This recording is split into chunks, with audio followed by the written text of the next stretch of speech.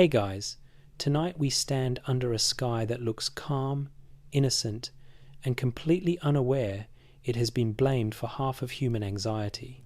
You tilt your head back, let your eyes adjust, and watch the stars sit there like they have all the time in the world, which, rude, they do.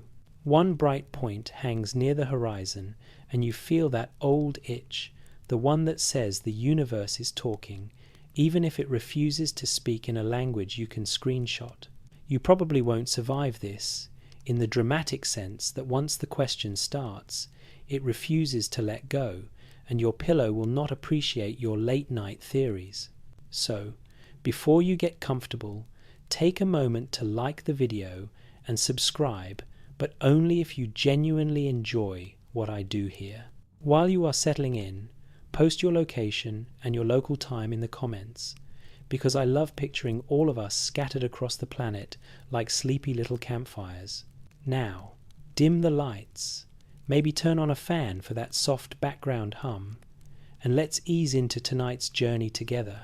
You keep staring upward for one last breath, then you let your gaze fall from the stars to the ground. The modern world fades. In your imagination, your shoes sink into river mud, cool and sticky, the kind that clings like it wants a hug. You are in southern Mesopotamia, between the Tigris and the Euphrates, where the land is flat enough that the horizon feels close, like a promise you could walk toward all night. The air smells of reeds, smoke, and wet clay. Water moves nearby, a canal whispering through darkness. You hear footsteps too, the steady sound of a city learning how to be a city. And then the word arrives, almost gently. Anunnaki. If you have heard it before, it probably came with fireworks, visitors from the sky, gold mines, secret experiments, a hidden planet with a dramatic name. The internet loves a mystery with a villain, and it loves it even more if the villain has a spaceship. But you do not start with the spaceship. You start with the mud. In front of you sits a palm-sized tablet of clay.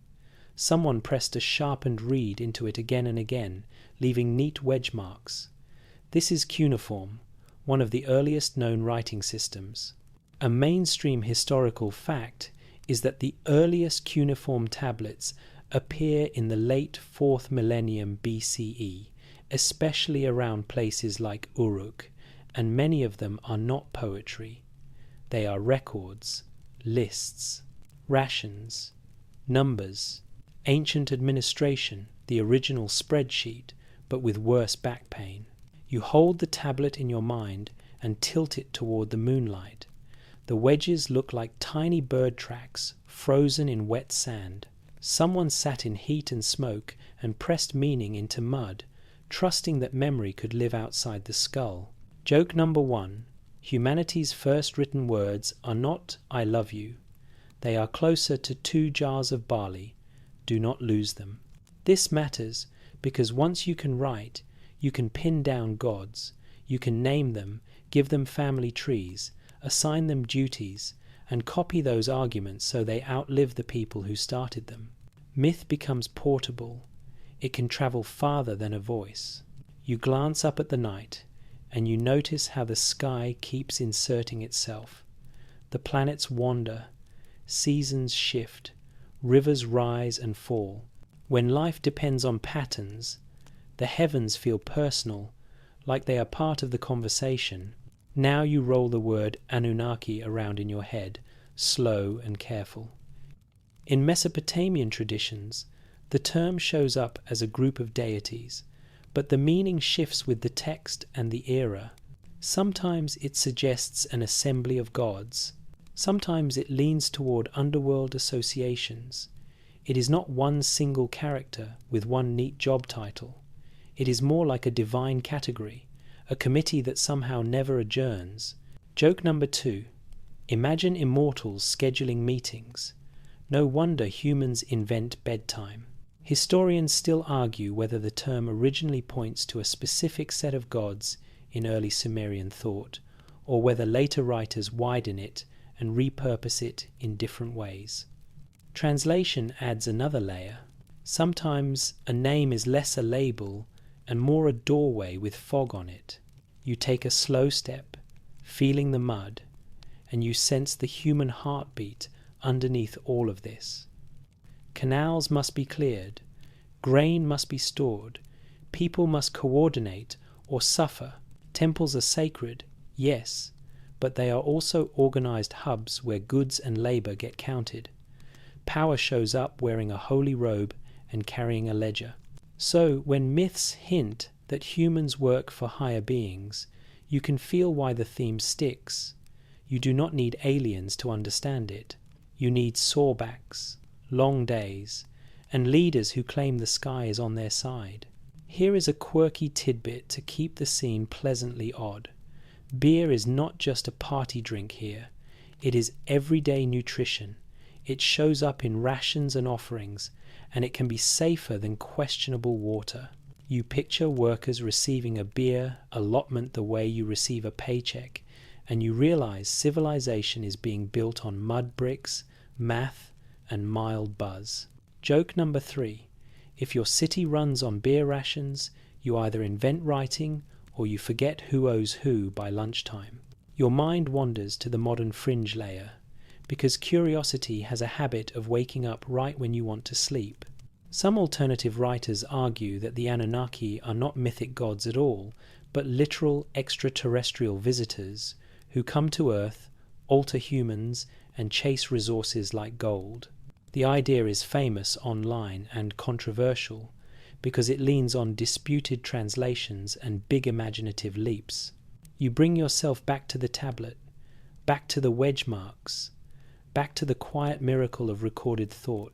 Even if you never accept the alien version, the name Anunnaki still pushes you to ask why the oldest cities wrap daily labor in stories about beings who stand above and out of reach. You lift your gaze to the stars again. They do not answer. They also do not stop you from asking. And that is where tonight begins, with you standing between sky and clay, letting a single ancient word drift into your mind like a constellation you have not learned yet, waiting to be traced.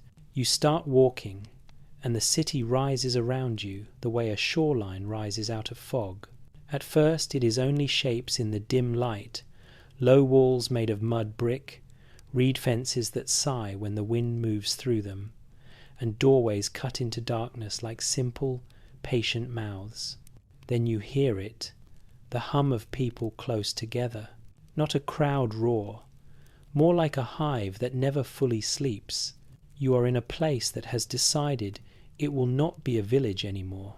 The ground is firm where thousands of feet have packed it down. You pass baskets, jars, piles of chopped reeds, and bricks laid out to dry in neat little armies. Somewhere a dog barks as if it has a job to do, and it takes that job extremely seriously. You follow a canal, its water moving slow and dark, and you can tell this canal is not an accident. This is planned water, controlled water, the kind of water that turns a risky landscape into a predictable one. If you keep working, and keep working, and keep working, a mainstream historical fact settles into your mind like a warm stone. In southern Mesopotamia, irrigation canals and intensive agriculture help support population growth, and by the Uruk period, you see some of the earliest true urban centers taking shape, with dense neighborhoods, specialized labor, and large temple complexes. Cities like Uruk become famous later not just for size, but for the idea of the city itself, as a machine that turns grain into power and people into roles. You turn a corner and the skyline changes. It is not modern tall, but it is dominant. A temple platform rises above the flat sprawl, layered mud bricks stacked with the confidence of a society that believes the gods prefer elevation. Torches flicker along the base. The smoke smells sweet, then sharp, then a little like, you should not inhale too deeply if you value your sinuses. You feel it in your body, that strange mix of awe and suspicion. You are standing near the beating heart of a city, and the heart has a front office. Near the temple gate, men and women move with purpose. Some carry baskets, some carry jars with sealed stoppers, some carry nothing but a look that says, "I am late, and someone important knows it." A few figures sit in the light, heads bowed over damp clay, hands moving fast. Scribes. Their reeds tap, tap, tap into tablets. You watch the wedges appear. Meaning turns physical. You notice what they are writing, and it is not a secret cosmic message etched in fire. It is counts, deliveries, names, measures. You can almost hear the city inventing paperwork in real time, and your sleepy host brain cannot resist a little modern aside. You think about how every civilization dreams of glory, then immediately invents a form to fill out. Joke 1. Somewhere in the universe, there is probably an alien species whose first contact protocol is a triplicate carbon copy. A woman passes you with a basket of dates, and for a moment you taste the sweetness in your imagination, sticky and rich. Food is not just comfort here. Food is structure. Food is obedience. If the temple controls storehouses, the temple controls time. It can decide who eats today, who eats less, and who must work to earn the next ladle of barley porridge. This is where the Anunnaki question starts to feel less like a lightning bolt and more like a shadow on the wall.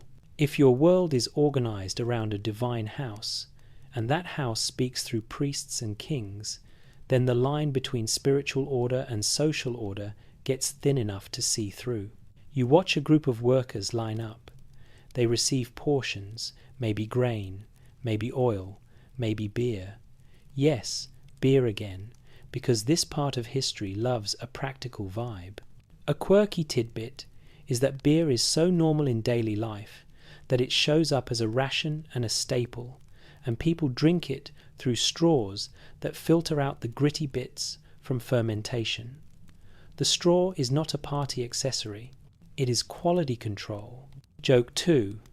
You know a society is advanced when it invents both writing and a beverage that requires a specialized sipping device. As you drift closer to the scribes, you see small objects on a mat, little baked clay shapes, cones and spheres and discs. Tokens. They look like a child's game pieces, but the adults around them handle them like they matter. Some scholars argue these tokens and the clay envelopes that sometimes held them are part of a long path toward writing, a way to track goods before wedge marks take over. Historians still argue whether writing in this region emerges mostly from administrative needs, like accounting and rationing, or whether it also grows from a broader cultural shift, like storytelling, status display, and competition among elites. It might be both, because humans are rarely satisfied with only one motivation. You imagine the first person who realizes, if I press a sign into clay, I do not have to carry a sack of tokens to prove what I own. That person probably sleeps well for one night, then wakes up to realize they have just invented receipts, and now everyone will want receipts. You move along the temple wall and notice art in the brickwork. Patterns made of colored clay cones pressed into plaster, forming geometric mosaics that shimmer in torchlight. The city is not only practical, it is proud. It decorates its power. You also notice the people who do not decorate anything, the ones who sweep, the ones who haul water, the ones who carry bricks until their shoulders look permanently bowed. You do not need to be a cynic to see hierarchy, but a little cynicism does help keep you awake. So you follow the hierarchy upward, toward where decisions live. You find a place where officials stand, with their arms folded and their eyes sharp. They watch deliveries, and workers like they are watching a river that might flood if you blink. One of them wears a seal on a cord, and when they press it into wet clay, it leaves a detailed image, tiny and precise. A cylinder seal. It is identity, authority, and art, all in one roll. You catch yourself thinking, this is an ancient signature, but it is also an ancient password, a small object that says, yes, this came from me, and if it came from me, you must obey. It is weirdly relatable. Joke 3. You look at the seal and think, congrats! Humanity has invented both bureaucracy and branding, and it is not even lunchtime. You step back and let the city fill your senses. Uruk, or a city like it, is not a single street or a single temple.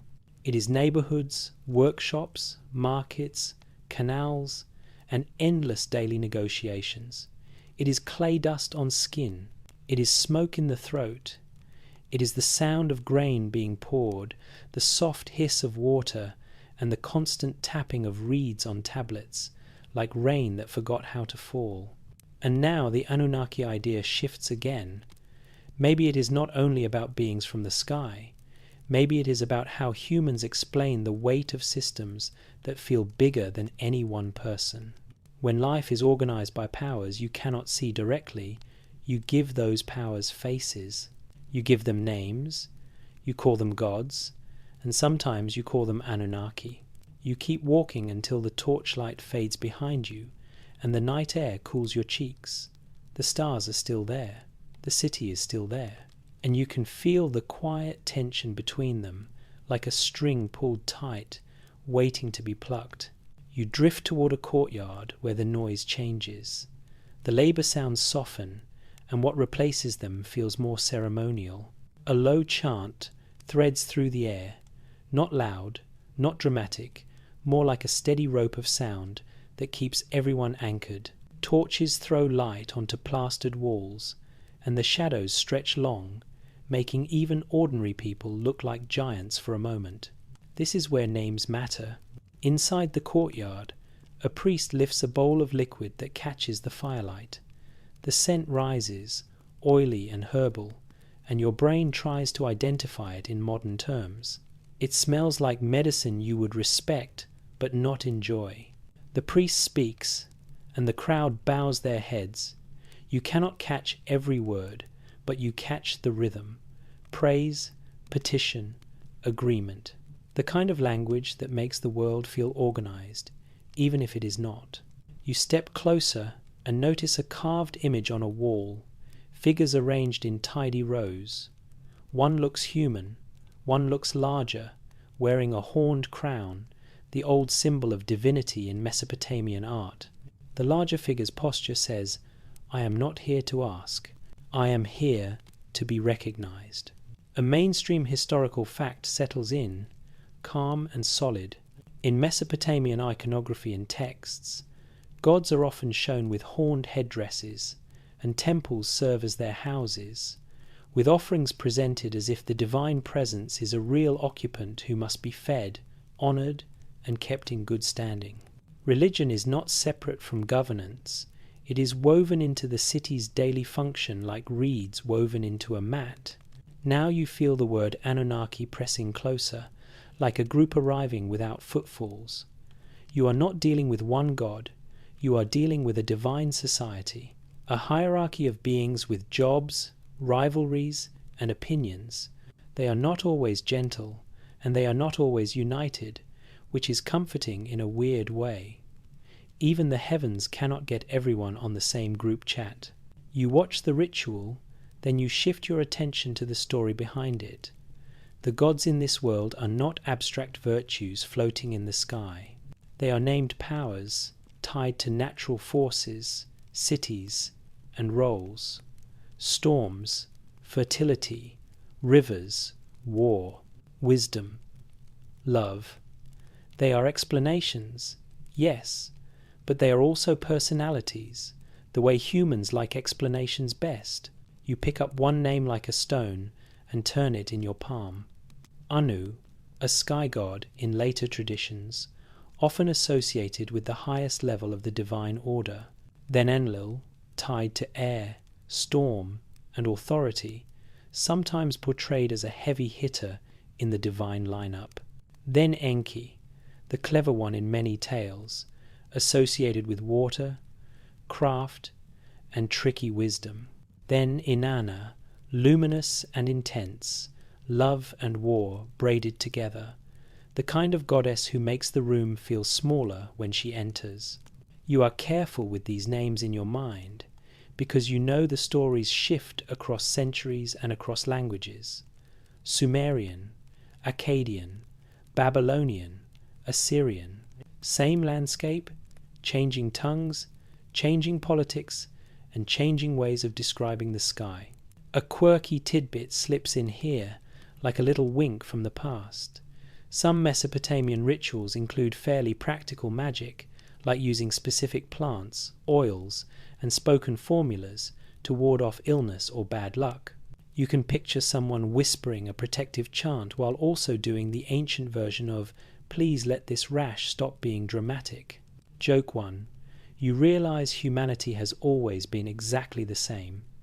We build cities, we invent writing, and we still beg the universe to stop making our skin itch.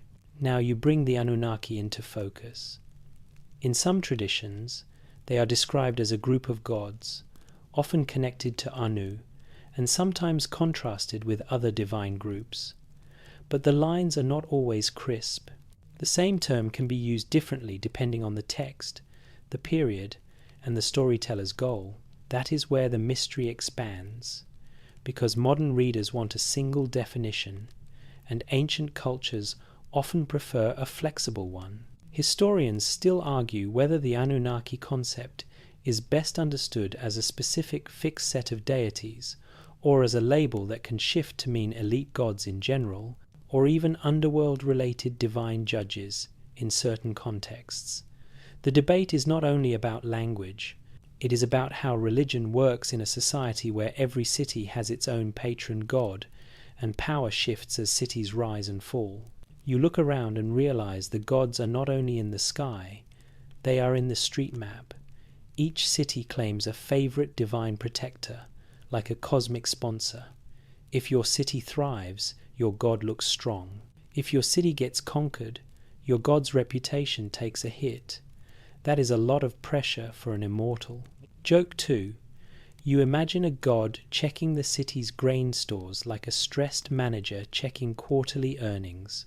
A priest walks past you holding a small figurine, maybe clay, maybe wood, dressed in tiny cloth. It looks like a doll, but everyone treats it with respect. It is not a toy. It is a vessel for representation, a way to make the invisible feel present. You realize something important. Humans do not only worship, they stage the relationship. They build props. They build scripts. They build spaces where the divine can be acted out. Now you feel the modern fringe interpretation tug at your sleeve again. People today look at these named beings and ask, what if they were not metaphors? What if they were visitors? What if horned crowns are helmets? What if the gods are astronauts who showed up with tools and authority? You keep your feet in the courtyard and your mind calm. It is tempting to jump straight to the sci-fi version, because sci-fi gives you clean rules. Aliens arrive. Aliens do something. Aliens leave. Myth is messy. Myth is like listening to a long voicemail from 5,000 years ago, full of metaphors, political subtext, and missing context. Still, the alien theory does not come from nowhere. It comes from how vivid some of these texts are, how practical and human the gods can seem. They eat, they argue, they get jealous, they punish, they negotiate. They feel like characters, not distant principles. And here you catch a deeper thread. If the gods feel so human, it might be because gods are built from human social experience. A king issues commands. A god issues commands. A court punishes disobedience. A divine assembly punishes disobedience. The heavens mirror the palace, and the palace mirrors the heavens, and the loop keeps spinning. You walk out of the courtyard and into a quieter lane. The city smells different here, more domestic. Cooking smoke, animal warmth, A hint of fermented, something that you hope is food. A family sits near a doorway, sharing bread. The bread is flat, simple, and probably gritty from stone ground flour. A child points up at the stars and asks a question. The parent answers with a story. Not a lecture, a story. That is how this world teaches the sky. Joke 3. You can almost hear the parent saying, "Yes, sweetie, the gods are watching, so please stop poking your brother." You pause and let the names settle. Anu, Enlil, Enki, Inanna, and the Anunnaki as a collective. A way to speak about the upper tier, the ones who matter most in the divine order. Now you understand the shape of the question you came here for. If the Anunnaki are a divine elite, what does it mean that humans tell stories about being shaped, guided, or ruled by them? Is it memory of something real? Is it metaphor for social control? Is it both layered and tangled? You keep walking through the sleeping city, and the stars above remain silent, which is their favorite habit. But your mind is no longer silent. It is filling with names, roles, and the feeling that the ancient night is crowded with unseen listeners. You find yourself drawn to a building that feels different from the temple. It is not the house of a god. It is the house of memory. The air inside is cooler, heavy with the smell of clay and dust, and the silence has that special weight you only feel in places where people have been whispering for centuries. Lamps throw soft circles of light across shelves lined with tablets, each one a small brown rectangle holding someone's attempt to freeze time. You move slowly, because your brain recognizes the vibe. This is an archive, and archives have the same energy as sleeping cats. You do not want to startle anything. A scribe sits cross-legged, with a tablet in front of him. His reed stylus looks ordinary, but the way he holds it tells you it is a tool with authority. He is copying older texts, line by line, preserving them, correcting them, maybe adjusting them, because even ancient scribes have opinions. He glances up, eyes tired, and you get the sense that his job is half sacred, half stressful, and fully underappreciated. A mainstream historical fact slips in, steady and grounded. Mesopotamian scribal culture produces a vast body of texts across many centuries, and later libraries, like the famous collection associated with Assyrian king Ashurbanipal, preserve myths, omens, medical recipes, and royal records. You are watching a tradition that treats writing as both knowledge and power. Not everyone can read, not everyone is allowed. You lean closer to a tablet and see a list of names with numbers beside them, kings, reigns, years that stretch, stretch, stretch. It is the kind of list that makes your modern brain blink like a computer trying to load a file that is too big. This is where the timeline starts to get strange. The Sumerian king list is one of those texts that invites both fascination and chaos. It describes a sequence of rulers, some with reigns that last impossibly long, and it often divides the world into an era before a great flood and an era after. The list has political purposes, of course. It can legitimize dynasties, claim continuity, and position a city as the rightful center, but it also preserves a memory of catastrophe and a sense that time itself used to move differently. Historians still argue whether the wildly long reigns in such lists should be read as symbolic, mythic, or as a scribal convention that compresses tradition into exaggerated numbers. Some suggest the numbers reflect a way of expressing greatness rather than literal years. Others point to how numbers in ancient texts can carry cultural meaning beyond simple counting. The debate is not only about math, it is about worldview. You try to imagine living in a world where the first kings reigned for tens of thousands of years. Your neck hurts just thinking about it. Joke 1. You picture the coronation speech. Thank you, thank you. I will be taking questions in 40,000 years. You keep reading, and the floodline grabs you by the collar.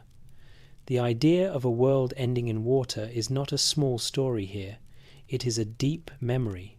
In Mesopotamian literature, flood narratives appear in multiple forms, including the Atrahasis tradition and the flood episode in the Epic of Gilgamesh. A great deluge wipes out life, and one chosen figure survives with a boat and a plan. A quirky tidbit swims into view. In one famous version, the hero releases birds to test whether the waters have receded, a detail that shows up later in other flood traditions too. The bird becomes a tiny scout, a feathered weather report, and it is weirdly cute for a story about near total destruction. Joke 2. You think about sending a bird to check the flood level and realize you would absolutely panic if the bird did not come back. Like, excuse me, that was my entire data collection strategy. You step back from the tablet and let the room settle around you. Shelves of clay, lamps, quiet. And in your head, the Anunnaki question sharpens again, because floods do not happen in a myth vacuum. Floods happen in a world where gods have motives. In the Atrahasis story, the gods are tired of human noise. Yes, noise. Humans multiply, they make too much racket, and the divine world gets annoyed. That detail always lands with a strange mix of humour and dread. It is like the universe filing a complaint about your neighbours. The gods attempt to reduce humanity through plagues and famine, and then through a flood, until one god decides to warn the human hero. The story is not gentle. It is also not simple villainy. It is a divine committee argument with real consequences. You can feel the social truth inside it. When disaster hits, humans look upward and ask why.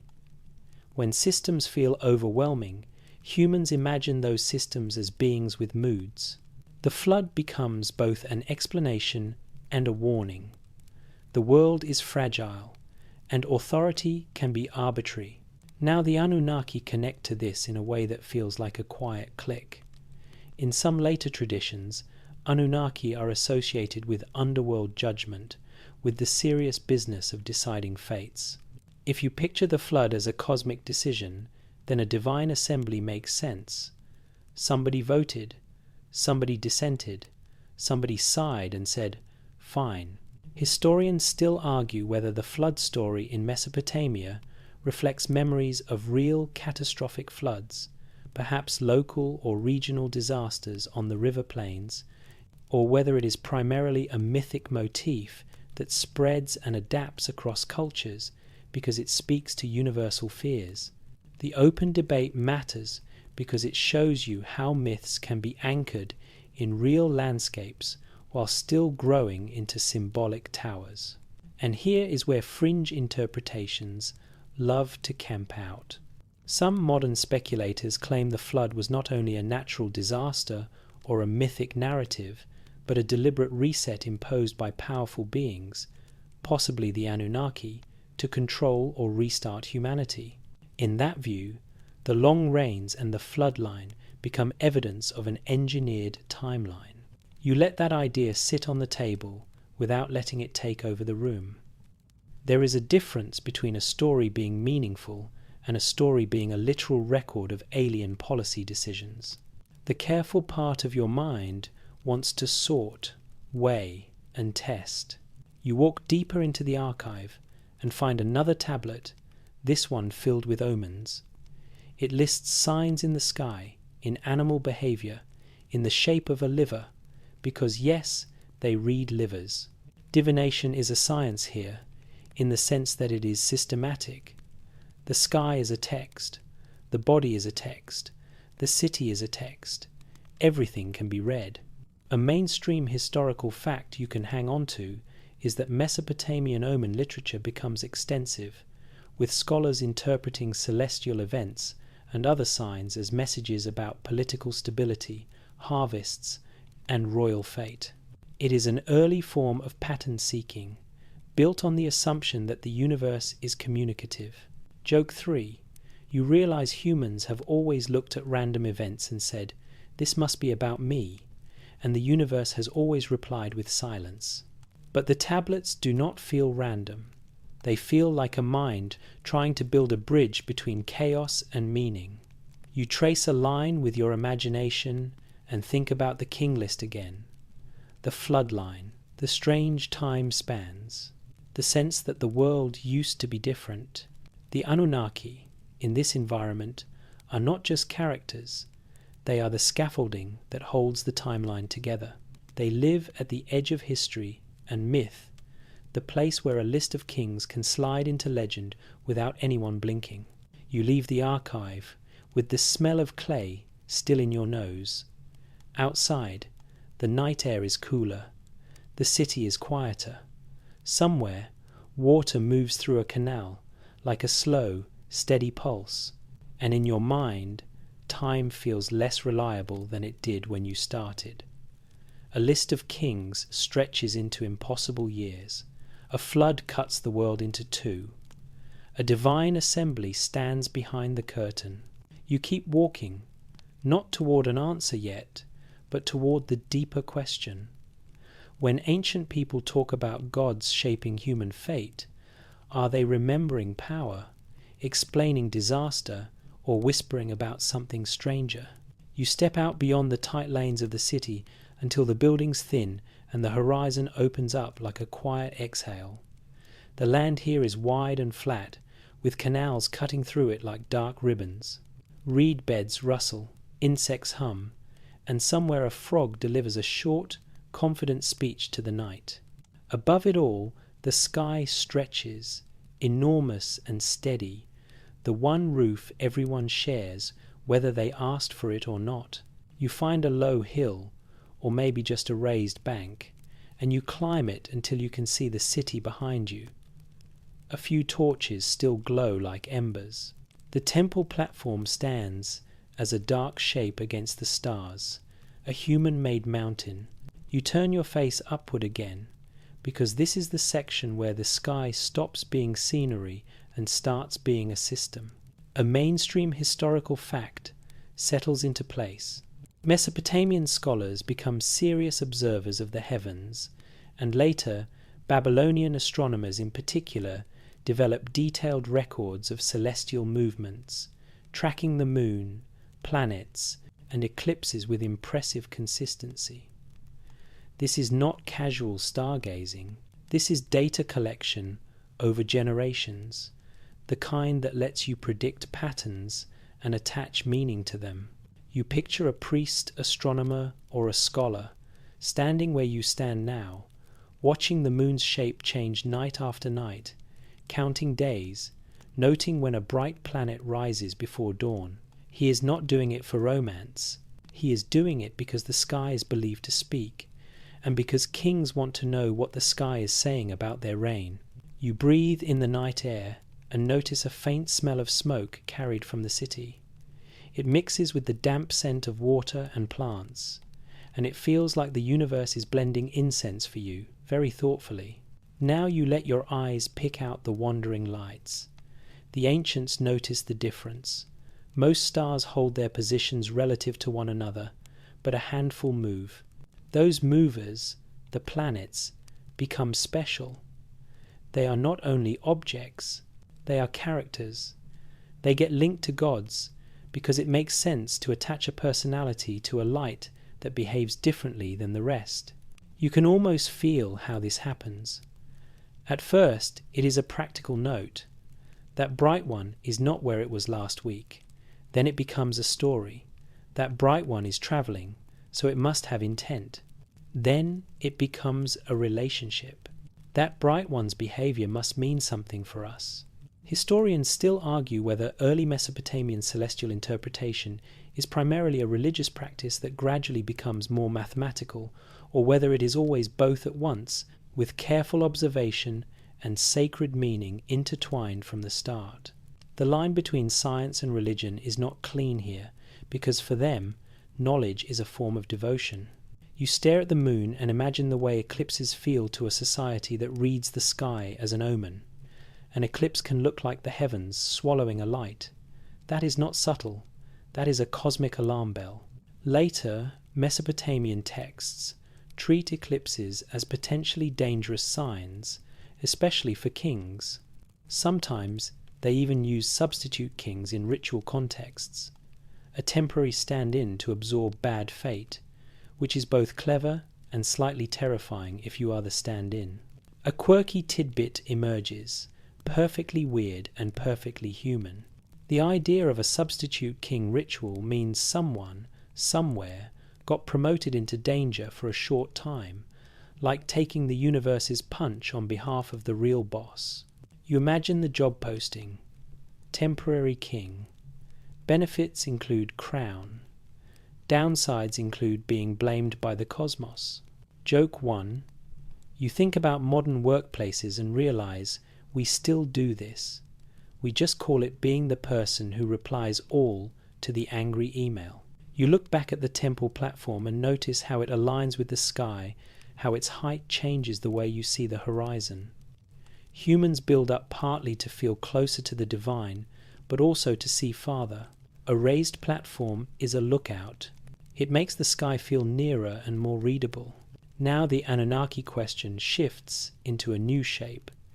If the Anunnaki are tied to the heavens in popular imagination, then you need to understand how ancient people experience the heavens, not as empty space, as a living script, a place where order can be observed, tracked, and interpreted. You feel a tiny thrill of recognition. The ancient watcher and the modern science nerd inside you share something. Both of you want patterns. Both of you want to know what moves and why. Then you hear footsteps behind you. Not real footsteps, but the memory of them. A group of observers, maybe scholars, maybe priests, standing together. They point at the sky and talk in low voices. They argue about what a particular sign means. One says it means war. Another says it means famine. Another says it means the king should stop being arrogant, and everyone politely pretends they did not hear that. Historians still argue whether omen interpretation is mostly a tool of state control, shaping public perception and political decisions, or whether it also reflects genuine belief and anxiety shared by the scholars themselves. It is easy to imagine manipulation, but it is also easy to imagine sincere fear. Humans can believe and strategize at the same time, sometimes in the same breath. Joke 2. You imagine a priest astronomer going, "I swear I am not being dramatic, but the moon just did a weird thing, and now I have to write a report." You trace the line of the Milky Way, faint like spilled flour across black stone. You think about how the night sky in this era is brighter than what most modern city people ever see. Without electric lights, the stars do not compete with neon. They dominate. The heavens feel close enough to touch, close enough to blame. Now the fringe layer creeps in again, because this is where it loves to live. Some modern theories point to the sophistication of Mesopotamian astronomy and say, how did they know so much? They must have been taught. They must have had help. They imagine the Anunnaki as instructors, dropping knowledge from above like a cosmic tutorial. You keep your breath steady and your mind gentle. Human societies can become very good at observing patterns when survival depends on timing. When planting seasons matter, when flooding cycles matter, when travel and trade matter, you pay attention. You also pass knowledge down. You train apprentices. You build tables. You make predictions. That does not require aliens. It requires patience and a lot of nights like this one. Still, it is worth noticing the emotional pull. If the sky feels alive and communicative, then beings from the sky feel plausible, not in the scientific sense, but in the story sense. You can see how the Anunnaki become a bridge between what you observe and what you cannot explain. You sit on the bank and feel the ground cool beneath you. The canal water reflects a sliver of moonlight, trembling slightly. Somewhere, in the city behind you, a dog barks again. The sound travels far in the open air. Joke 3. You think, if the Anunnaki did come down from the sky, the dogs would absolutely be the first to know, and they would not keep it to themselves. You let the thought settle, then you look up once more and allow yourself to feel small in a soothing way. The stars do not care about your theories. They do not care about your myths.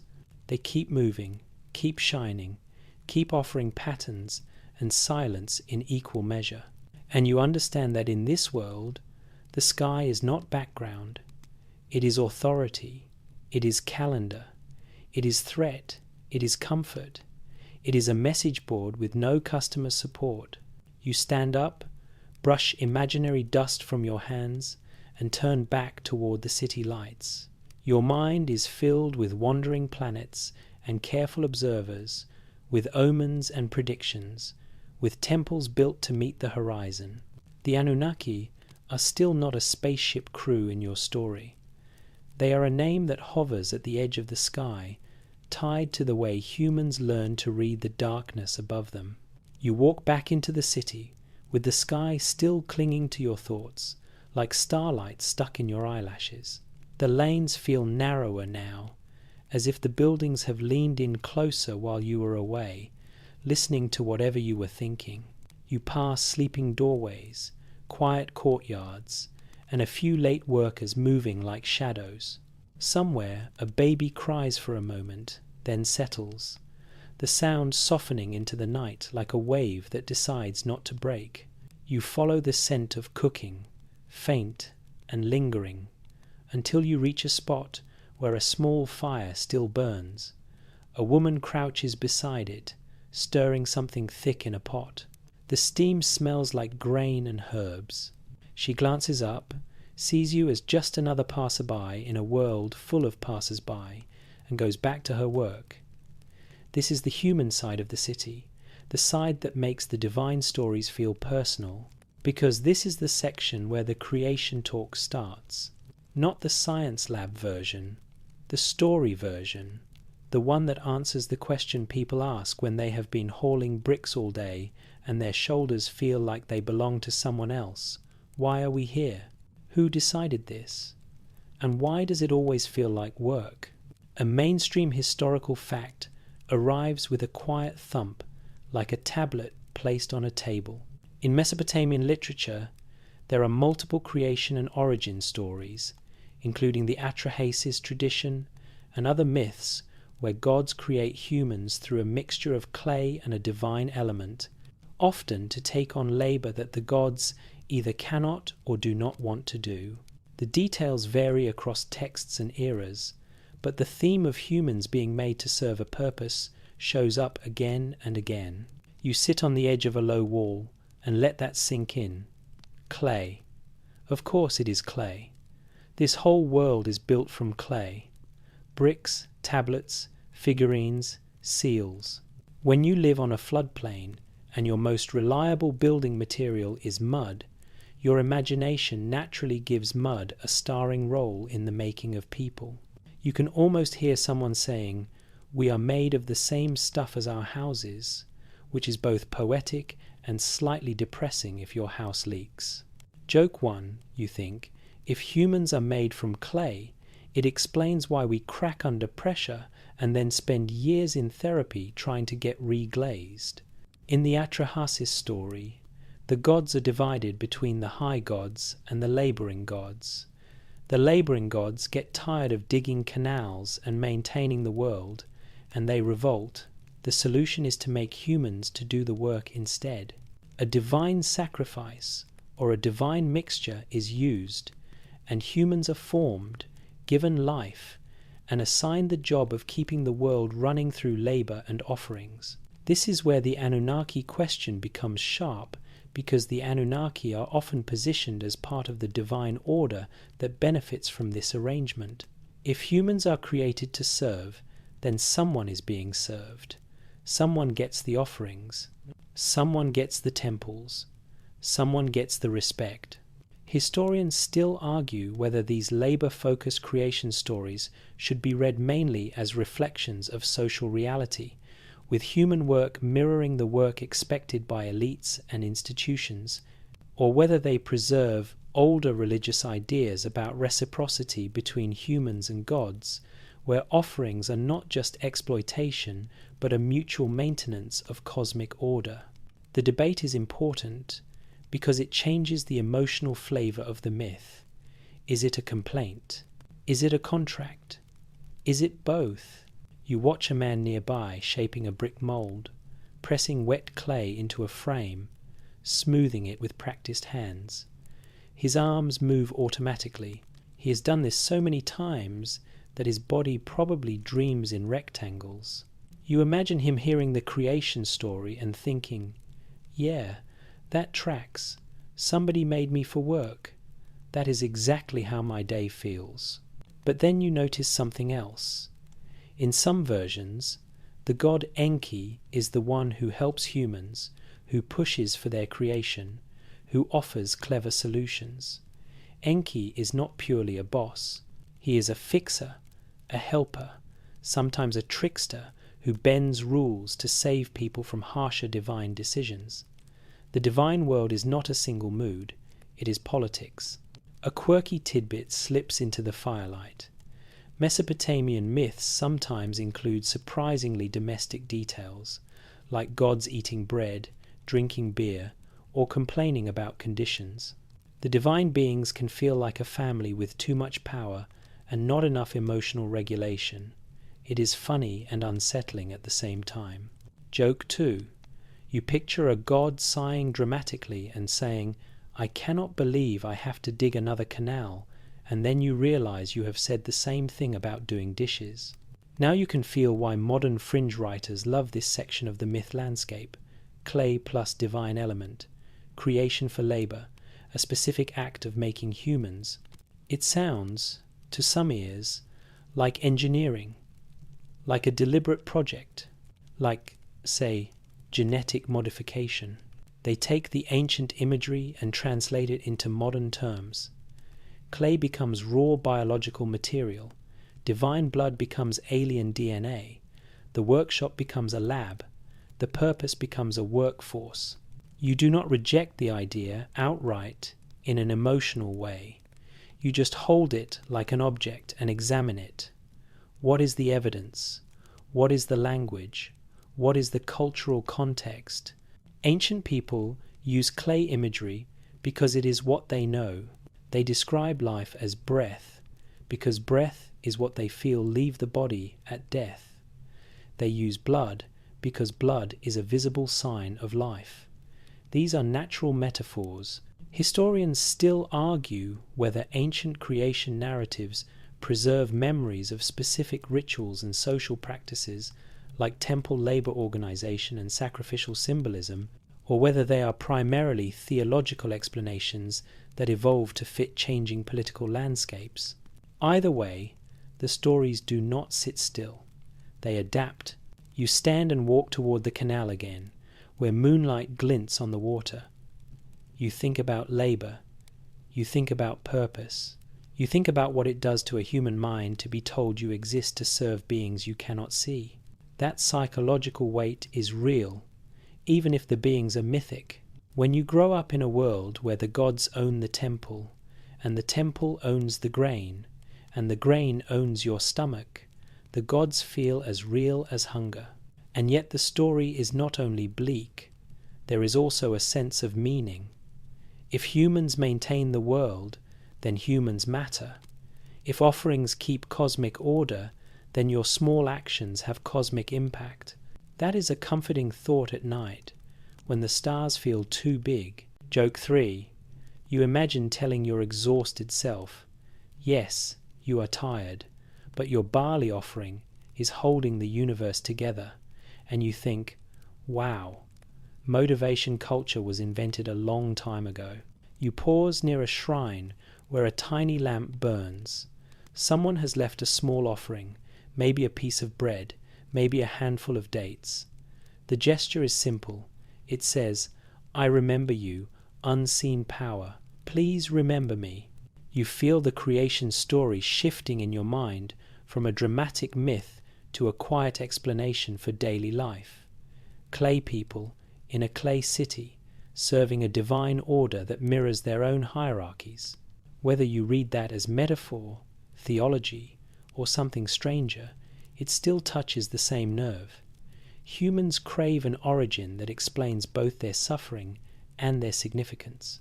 You continue walking, the city still murmuring around you, and the question follows like a soft step behind your own. If humans were made to work, who benefits? And what happens when the workers start asking why?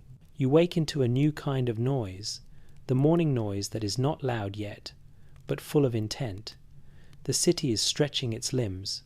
Doors open, feet shuffle, clay jars clink. Somewhere a donkey complains in the ancient language of donkeys, which has always been, "I did not agree to this schedule." Smoke rises in thin threads, and the smell of baking grain pulls you forward like a friendly hook. You move toward the temple district again, but now you are not looking for gods in the abstract. You are looking for the machinery of daily life, the part that turns myth into routine. At the edge of a courtyard, a line forms. People hold bowls, baskets, and small containers. An official stands beside a low table. A scribe sits nearby with a damp tablet, ready to mark. The official measures out grain with a practiced motion, not too generous, not too stingy, because those are both politically dangerous. Each portion is counted. Each name is noted. You watch the system breathe. A mainstream historical fact arrives, calm and undeniable. Many of the earliest written records in Mesopotamia relate to administration, including ration distributions of grain, beer, and oil, and these records reflect how temples and palaces manage labor, resources, and obligations. Writing grows alongside bureaucracy, and bureaucracy grows alongside the city. You watch a worker receive his portion and step aside.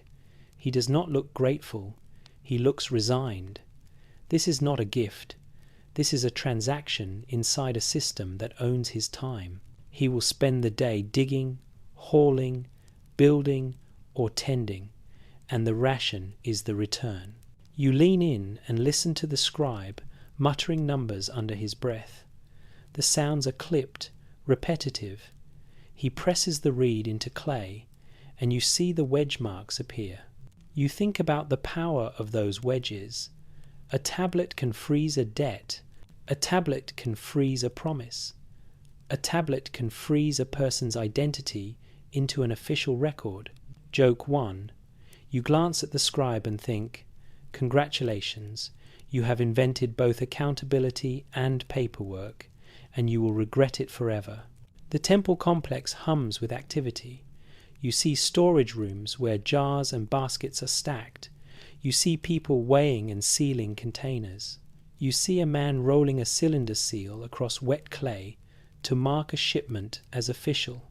The seal leaves an image, tiny but clear, like a brand that cannot be argued with. This is where the Anunnaki question becomes less cosmic and more structural. If the gods are the official owners of the temple house, then all this economic activity is technically divine business. The offerings go to the gods. The labor supports the gods. The temple managers speak for the gods. If you want to say it in a modern way, the gods are the ultimate stakeholders, and you are the unpaid intern who never gets promoted. Historians still argue how much of temple economy should be seen as centralized control versus a complex mix of redistribution, local exchange, and household production. Some scholars emphasize the temple as a major organizing institution. Others highlight that daily life includes many layers of economy that do not run solely through the temple. The debate matters because it changes how you imagine power. Is it one giant funnel or many smaller streams?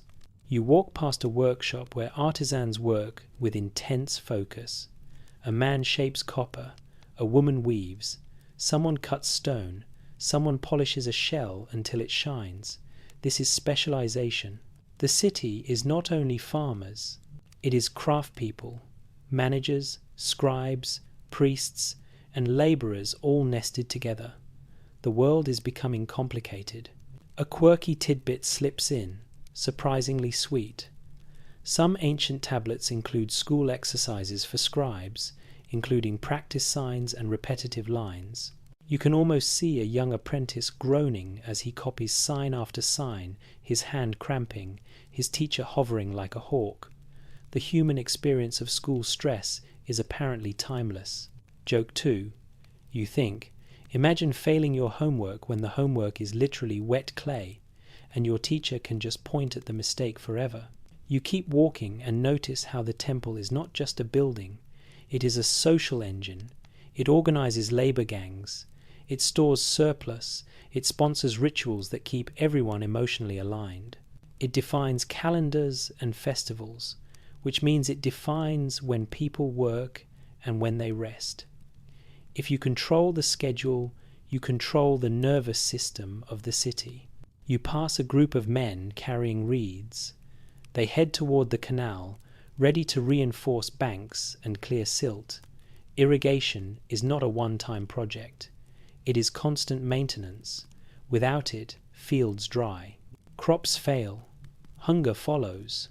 So the city demands labor like a living thing demanding blood. You step closer to the canal and see the water moving slowly. It looks gentle, but you know it is also dangerous. Too much water floods. Too little water starves. The city lives between those edges, and that is why it becomes obsessed with order.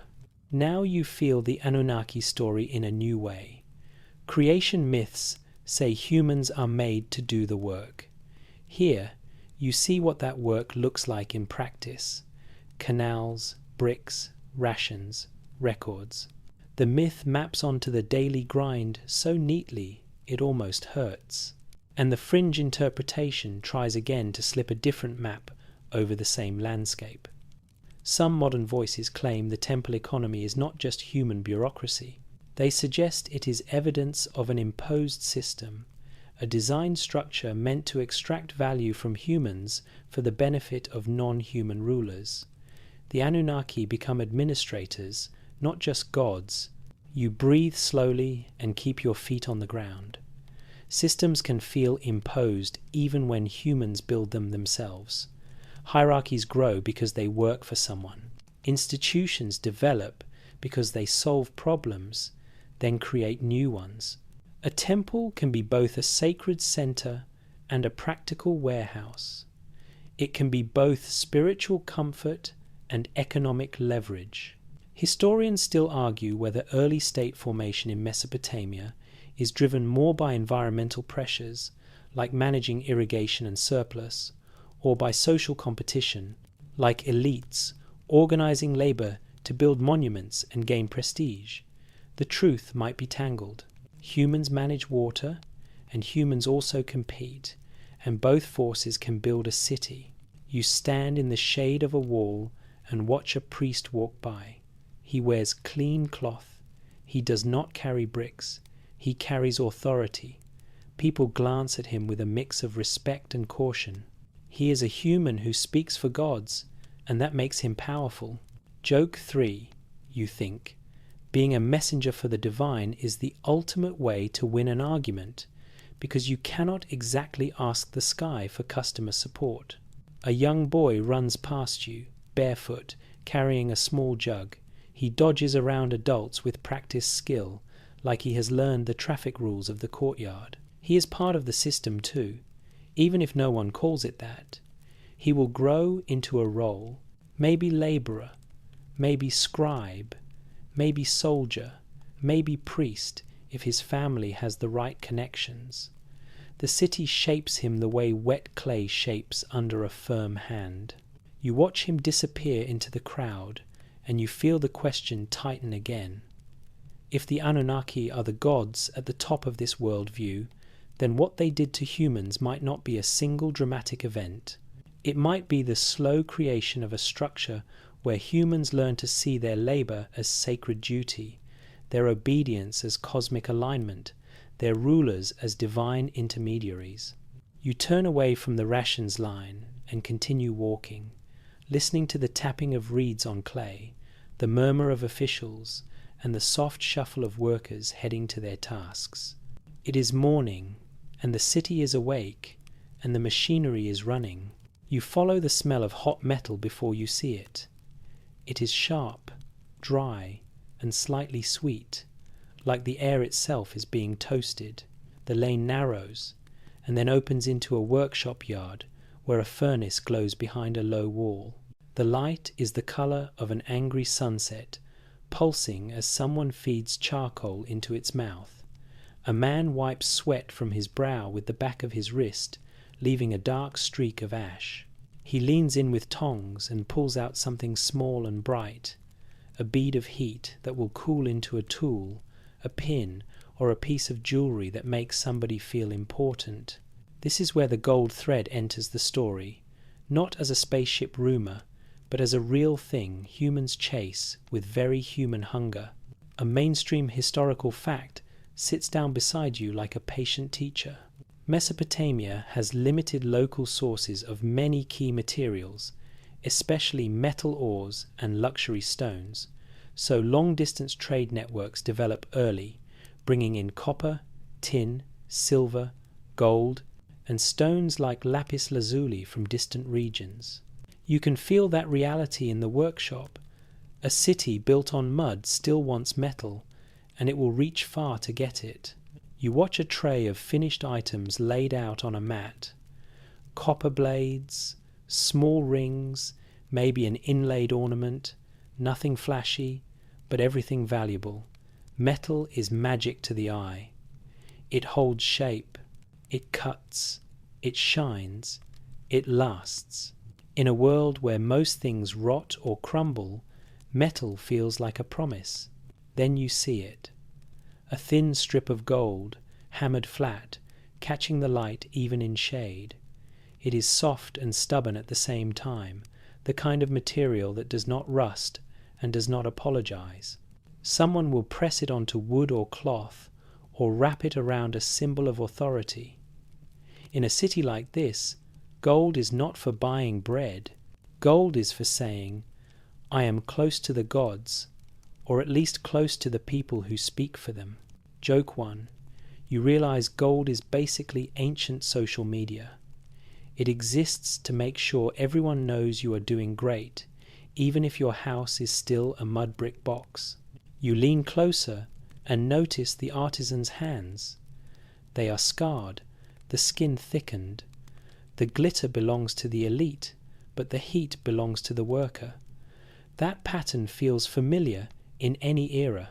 Now your mind slides toward the claim that modern fringe stories love most, the idea that the Anunnaki came to Earth for gold, not for jewelry, not for temple decoration, for industry. The story says they needed gold to fix an atmosphere or to build technology, and humans were created or altered to mine it for them. It is a dramatic idea, and drama has a certain seductive clarity. It gives you a motive, it gives you a commodity, it gives you a reason for contact. It also gives you a villain that fits neatly into a thumbnail. So you do what you always do in a sleepy investigation. You slow down and look at what the ancient world actually shows you. You step out of the workshop and follow a path toward the river, where boats move like patient insects. Barges sit low in the water, loaded with bundles and jars. A merchant argues with a porter about weight, and the porter's face says he has been arguing about weight since the invention of weight. A quirky tidbit drifts in on the river breeze. Traders sometimes mark goods and ownership using seals, and those little images can be surprisingly detailed, showing animals, gods, boats, and scenes of negotiation. It is like ancient branding mixed with ancient storytelling, pressed into clay. You can almost picture a merchant choosing a seal, the way someone chooses a profile picture. Joke 2. You think, if the Anunnaki wanted gold, they would have hated this part, because the real obstacle is not mining, it is paperwork and haggling. You watch the boats and think about where the shiny things come from. Gold does not appear out of the Mesopotamian mud in easy chunks. Much of it is imported through networks that stretch across the Near East. You hear place names in your head like distant bells. Mountain regions for ores, coastal trade hubs, river routes that act like veins feeding the city. The city is hungry, and trade is how it eats. Historians still argue whether early long-distance trade in Mesopotamia is driven mainly by elite desire for luxury materials and status goods, or by practical needs like securing metal for tools, weapons, and farming equipment.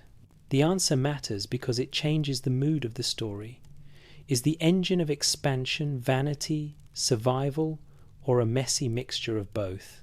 You walk through a market area where vendors lay out goods on woven mats, dried fish, onions, jugs of oil, wool, beads that glint. A small gold ornament sits in a cloth bundle, guarded by a watchful eye. You see how rare it is in this scene. Most people will never own it. Most people will only see it when it is worn by someone above them, like a portable announcement of hierarchy. You pause beside a man who speaks in quick phrases to a foreign visitor. Their accents differ, their gestures differ, but the meaning is the same: exchange. Human networks stitching distant landscapes together. Now you return to the Anunnaki claim with a calmer lens. If a story says, beings came here for gold, you ask, where is the mining footprint that matches that scale? Where are the facilities, the distribution traces, the sudden unnatural spike in extraction that would stand out?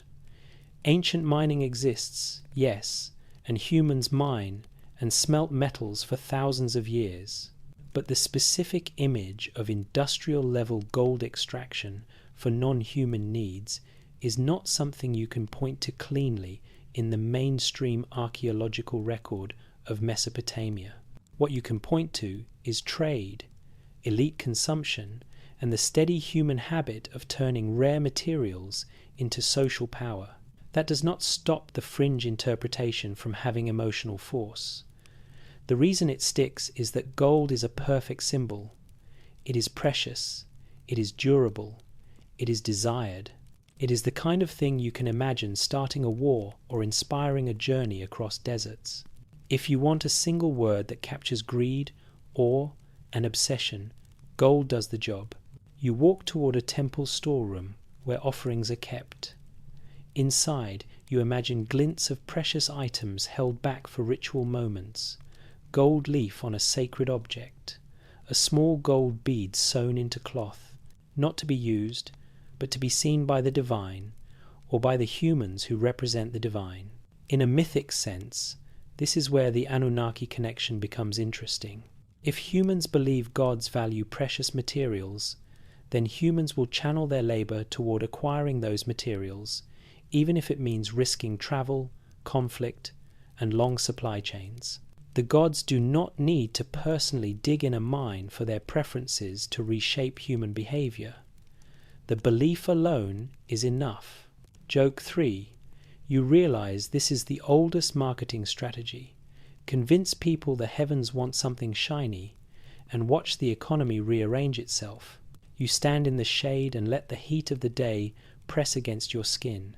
You listen to the city, to the clink of metal, the creak of boatwood, the murmur of bargaining voices.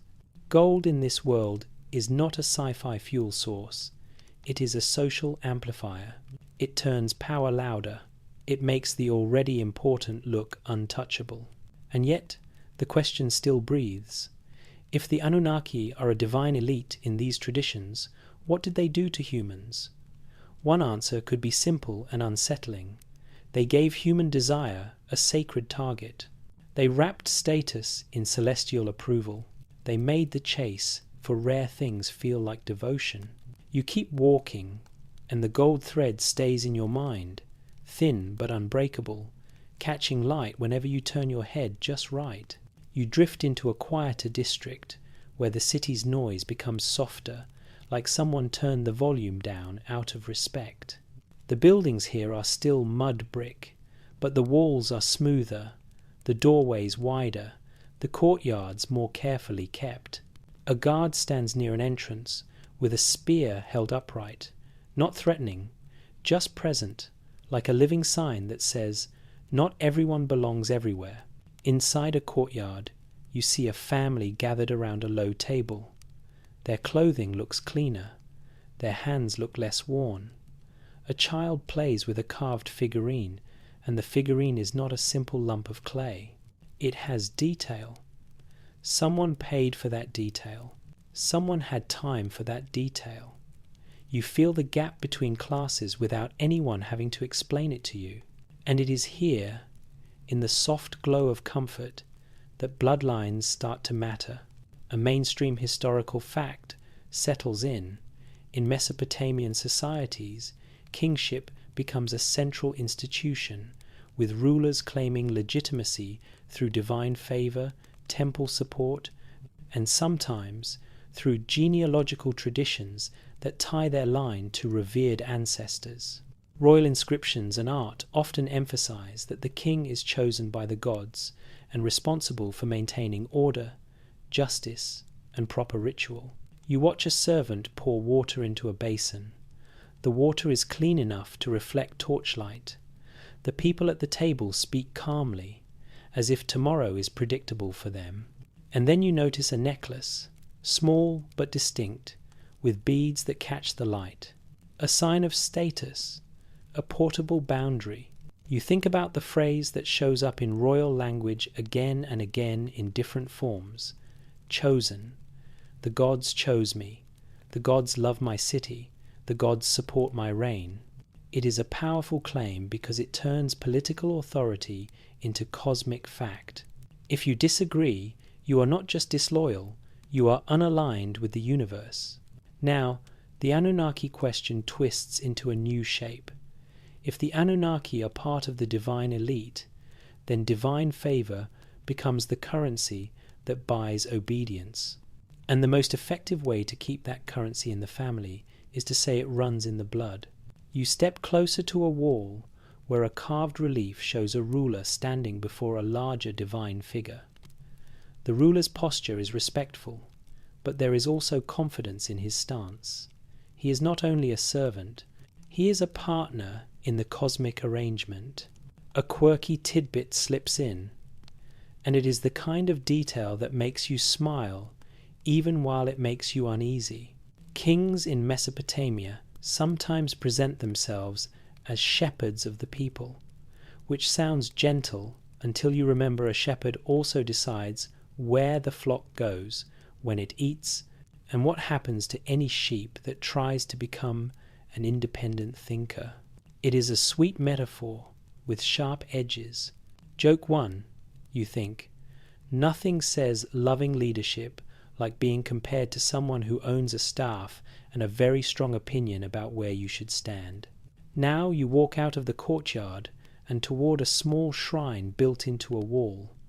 Someone has placed a figurine there, a protective spirit maybe, meant to ward off evil. The city is filled with unseen layers. Not just gods in the sky, but spirits at the threshold, powers tucked into corners. The world is crowded with invisible watchers. Here is where the fringe layer becomes loud, because bloodlines are its favorite stage. Modern speculative stories often claim that humans were not only created, but modified, and that certain royal lines carry more of the divine element, more Anunnaki heritage. In that view, kings are not just politically clever, they are biologically different. They are hybrids. They rule because their DNA says they should. You hold the idea gently. It is dramatic, and drama is persuasive. But you also notice how well it matches human behavior.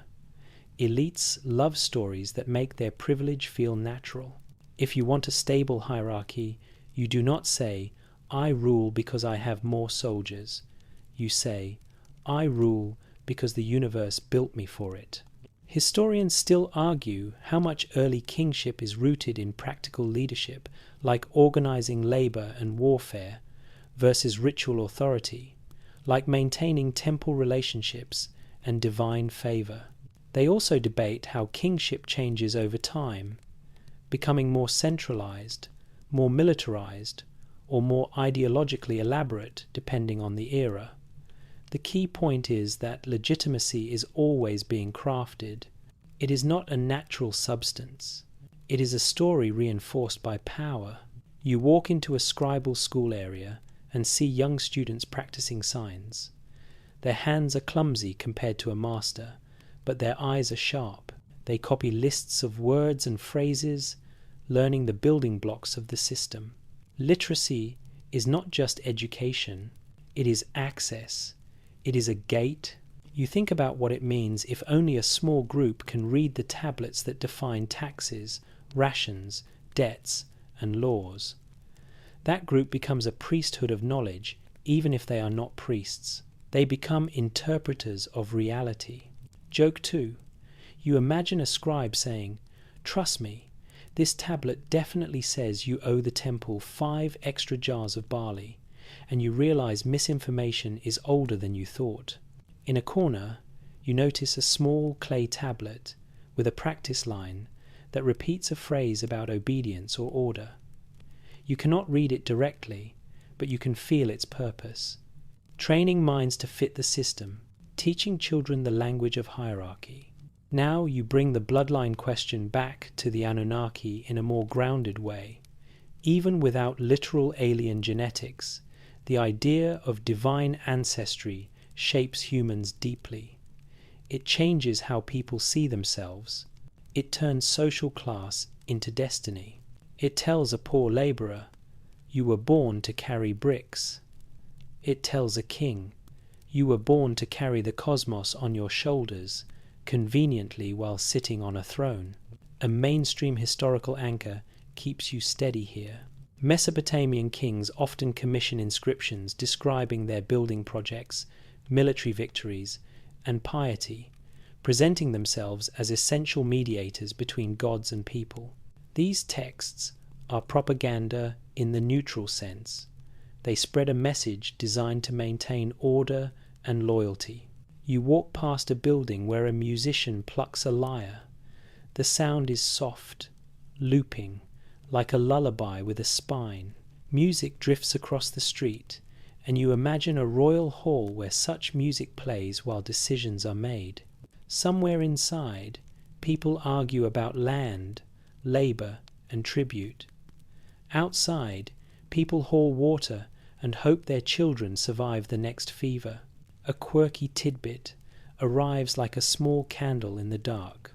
Some Mesopotamian burial practices include grave goods, personal items placed with the dead, suggesting beliefs about status, identity, or needs beyond life.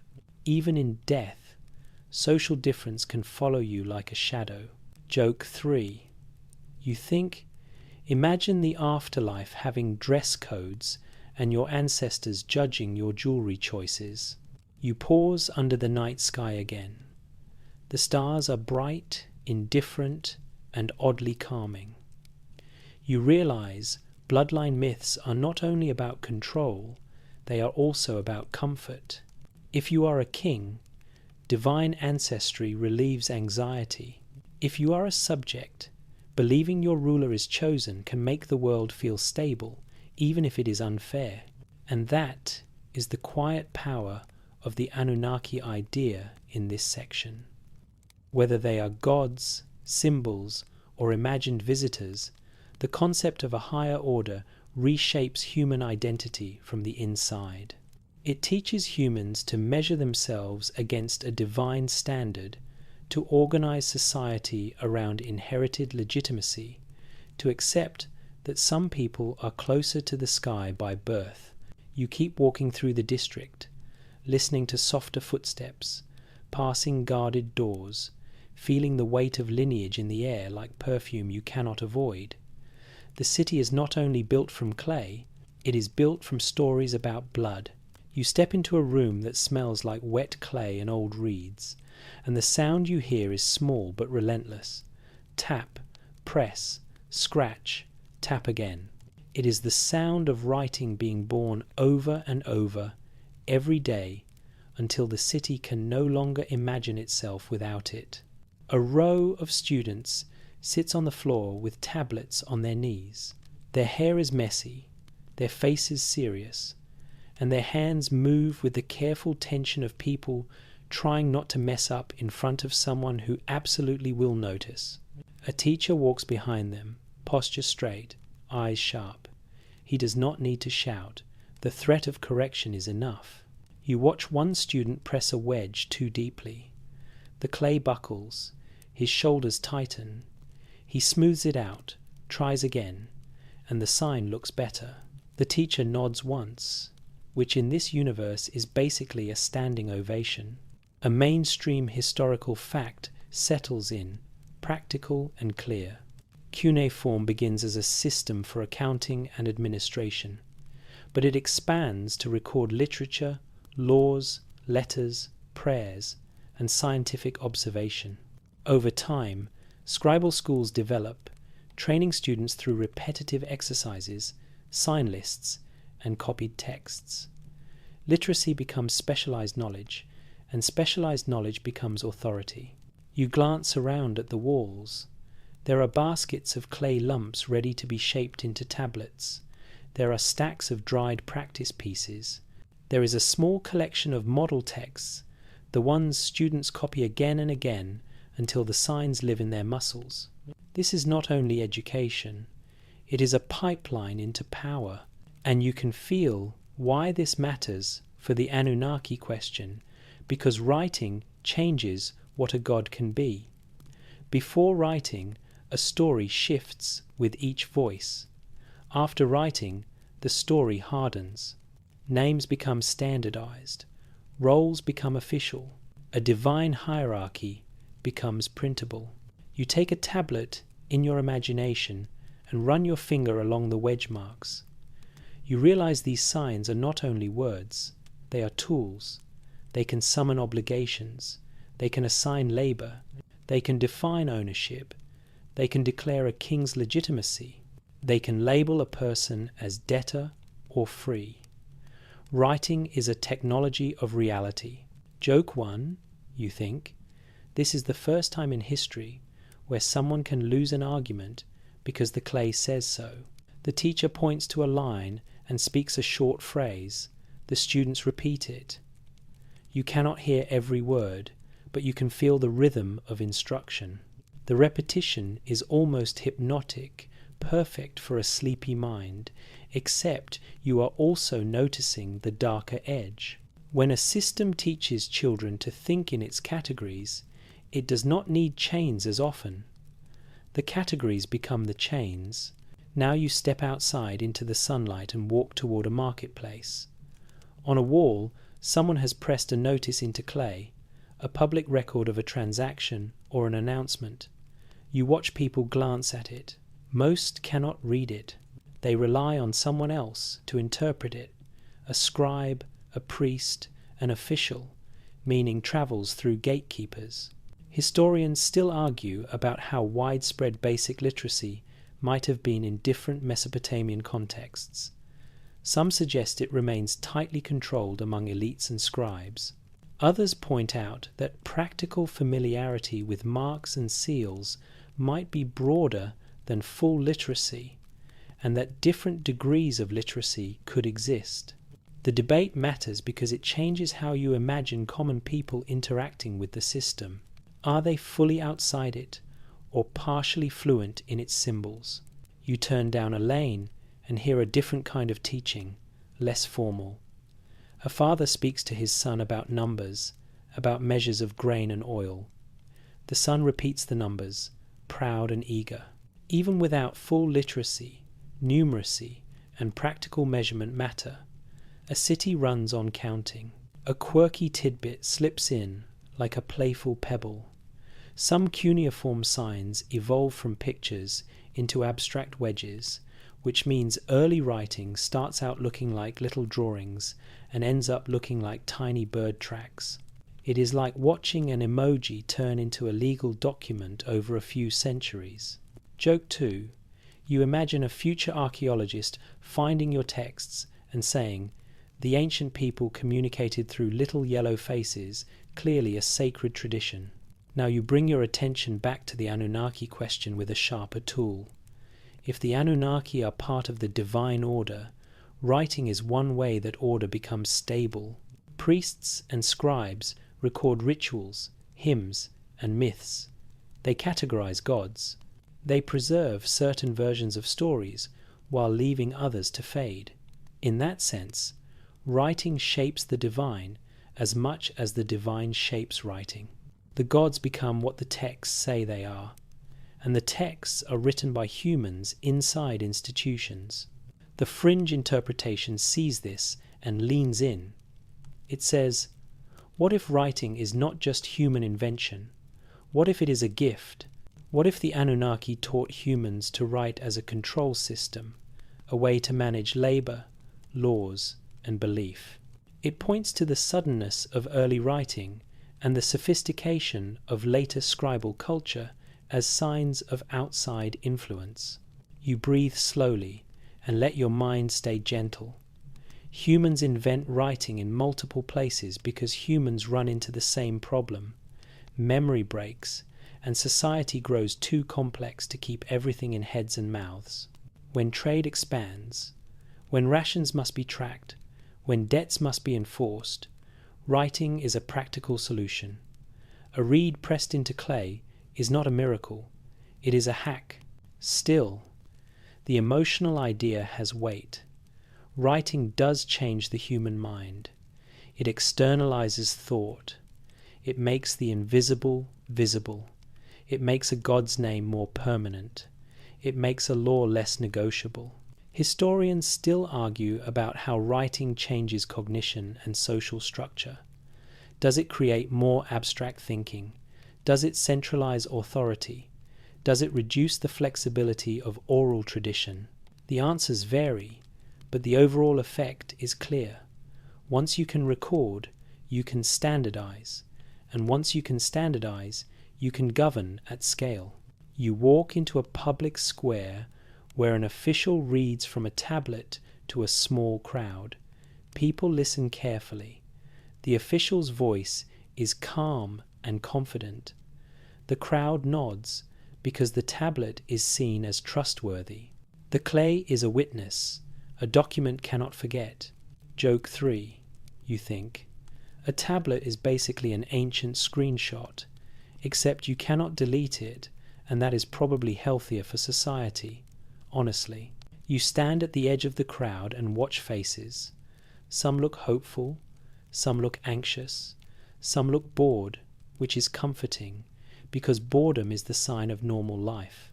Whatever is being read has consequences.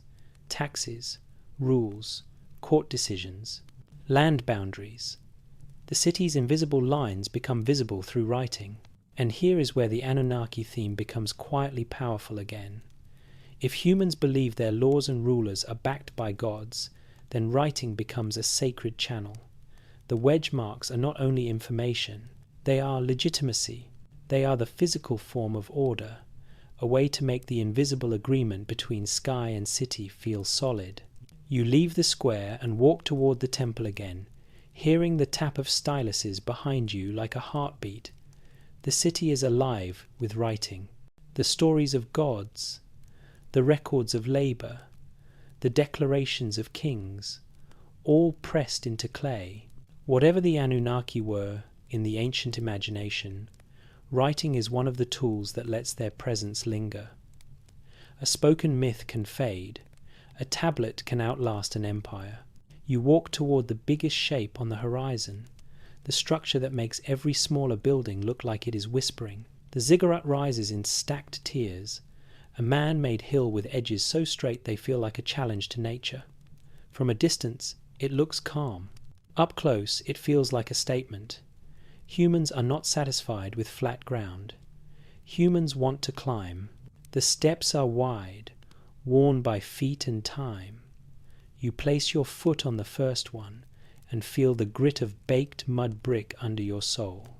The air smells of sun, heated clay, and incense, and every few breaths you catch a hint of animal fat from offerings, the scent of a meal meant for a power you cannot see. You start climbing, slowly, because this is not a sprint. This is a ritual in motion, a climb designed to make you feel the weight of your body and the height of your ambition. A mainstream historical fact settles in as your lungs find their rhythm. Ziggurats are monumental temple towers, built in parts of Mesopotamia, especially in later periods, serving as elevated platforms for temples and ritual activity. They are not tombs. They are sacred architecture, tied to city identity and divine patronage, built and rebuilt by rulers as displays of piety and power. Halfway up, you pause and look back. The city spreads out like a woven mat, canals glint, roofs form a patchwork of clay and reed. People look like moving dots. You feel both powerful and small, which is basically the goal of a ziggurat. It puts you above the city, but still below the sky, like a reminder of your place in the hierarchy. Joke 1. You think, if the gods wanted you humble, they invented stairs, because nothing crushes pride like climbing in the heat. At a landing, you see a carved stone set into the wall, an inscription that names a king and his building project. It reads like a victory speech carved into permanence. I built this for the god. I restored this. I made it shine. I deserve to rule. The king's name is there like a stamp, and the god's name is there like a seal of approval. You touch the stone with your imagination and feel the concept behind it. Architecture is propaganda. It is a message that says, look what we can build. Also, look who paid for it. Also, please do not revolt. You climb higher. The wind picks up. It carries dust and the faint smell of the river. At the top tier, the space opens. There is a small temple structure, a holy room, maybe painted, maybe decorated with bright materials that catch the sun. Only certain people get to enter. The rest of you stand outside, looking at the door like it is the edge of a different world. This is where the Anunnaki connection starts to feel physical. If the divine elite live above, you build up to meet them. If the gods come down, this is where they land, at least in imagination. The ziggurat becomes a bridge. Not a bridge you can cross fully, but a bridge you can approach. Historians still argue about the exact ritual uses of ziggurats in different cities and periods, including how frequently they were climbed, who had access to the top, and what ceremonies were performed there. Some interpretations emphasize the ziggurat as a cosmic mountain, symbolizing the link between heaven and earth. Others focus on it as a political monument, reinforcing state power through sacred spectacle. It can be both, because humans rarely build something this big for only one reason. A quirky tidbit floats up with the wind.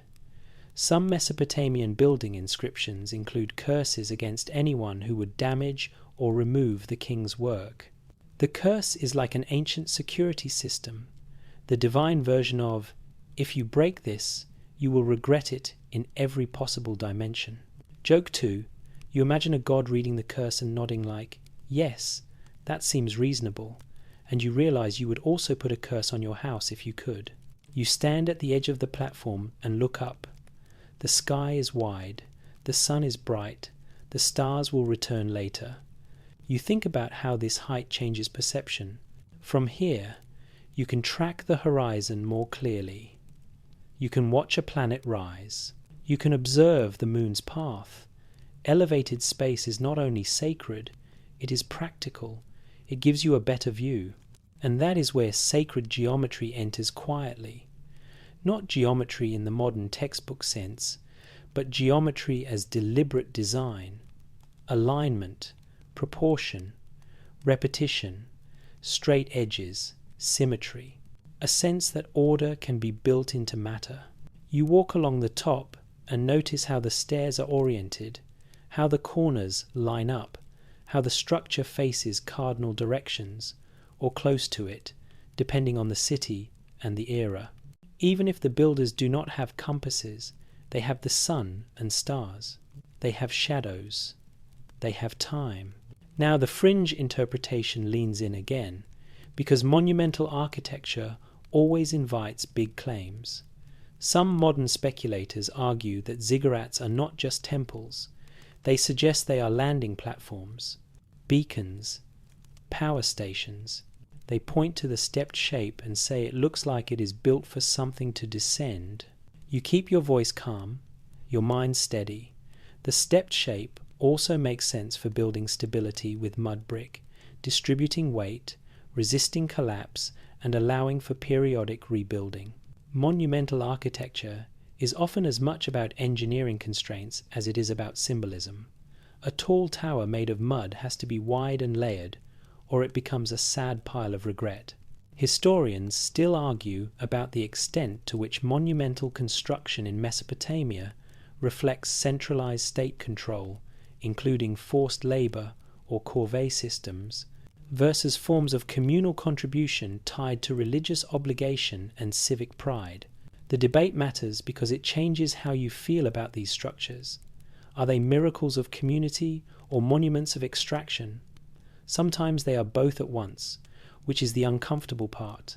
You look down at the city again and imagine all the hands that made this possible.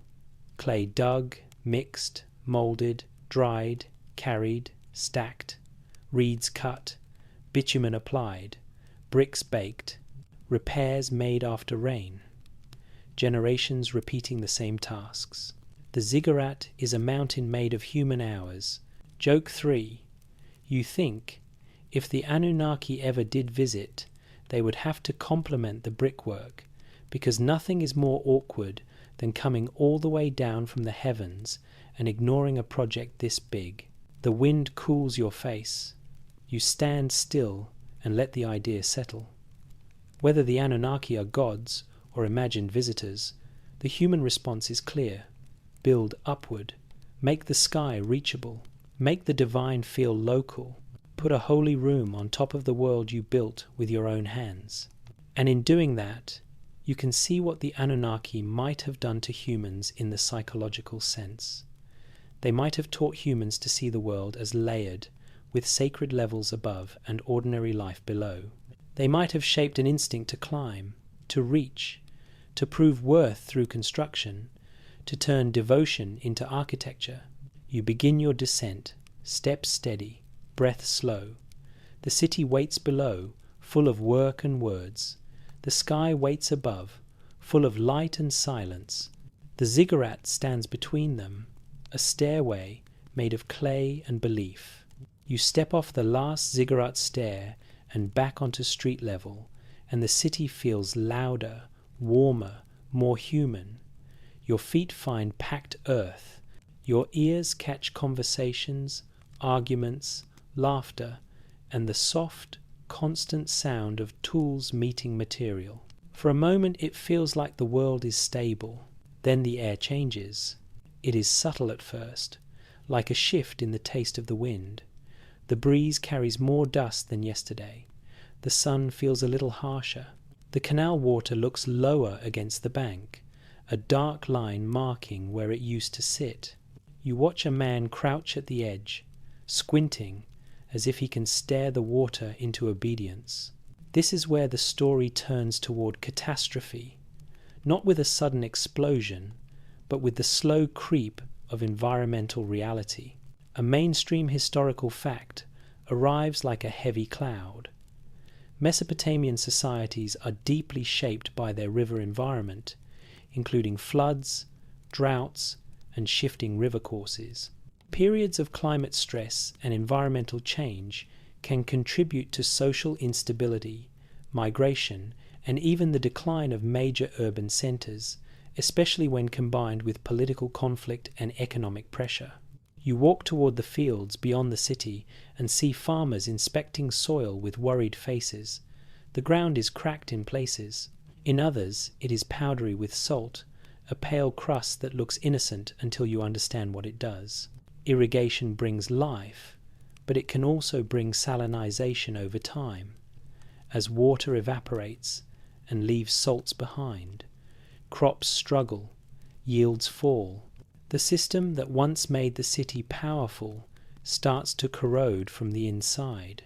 Historians still argue about how much environmental factors like salinization and drought contribute to long-term changes in southern Mesopotamia compared to political shifts, warfare, and changes in trade networks.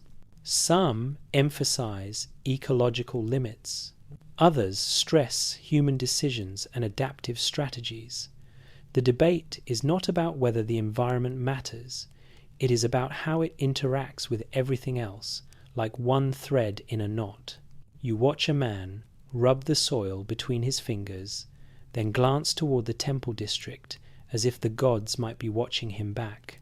In a world where the sky is a message board, a bad harvest is not just a practical problem, it is a sign. It raises questions. Did we offend someone? Did we fail in ritual?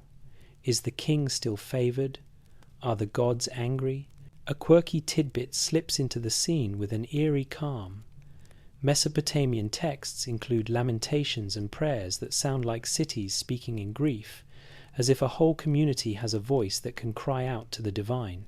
These laments describe temples abandoned, streets empty, and gods departing. The idea of a city being forsaken is not only political, it is emotional. Joke 1. You think, imagine your town posting a dramatic breakup message to the universe. Dear gods, you left me on red and my crops are dying. You return to the city and notice tension in small things. People argue harder over prices. Officials look more tired. A ration line feels less orderly.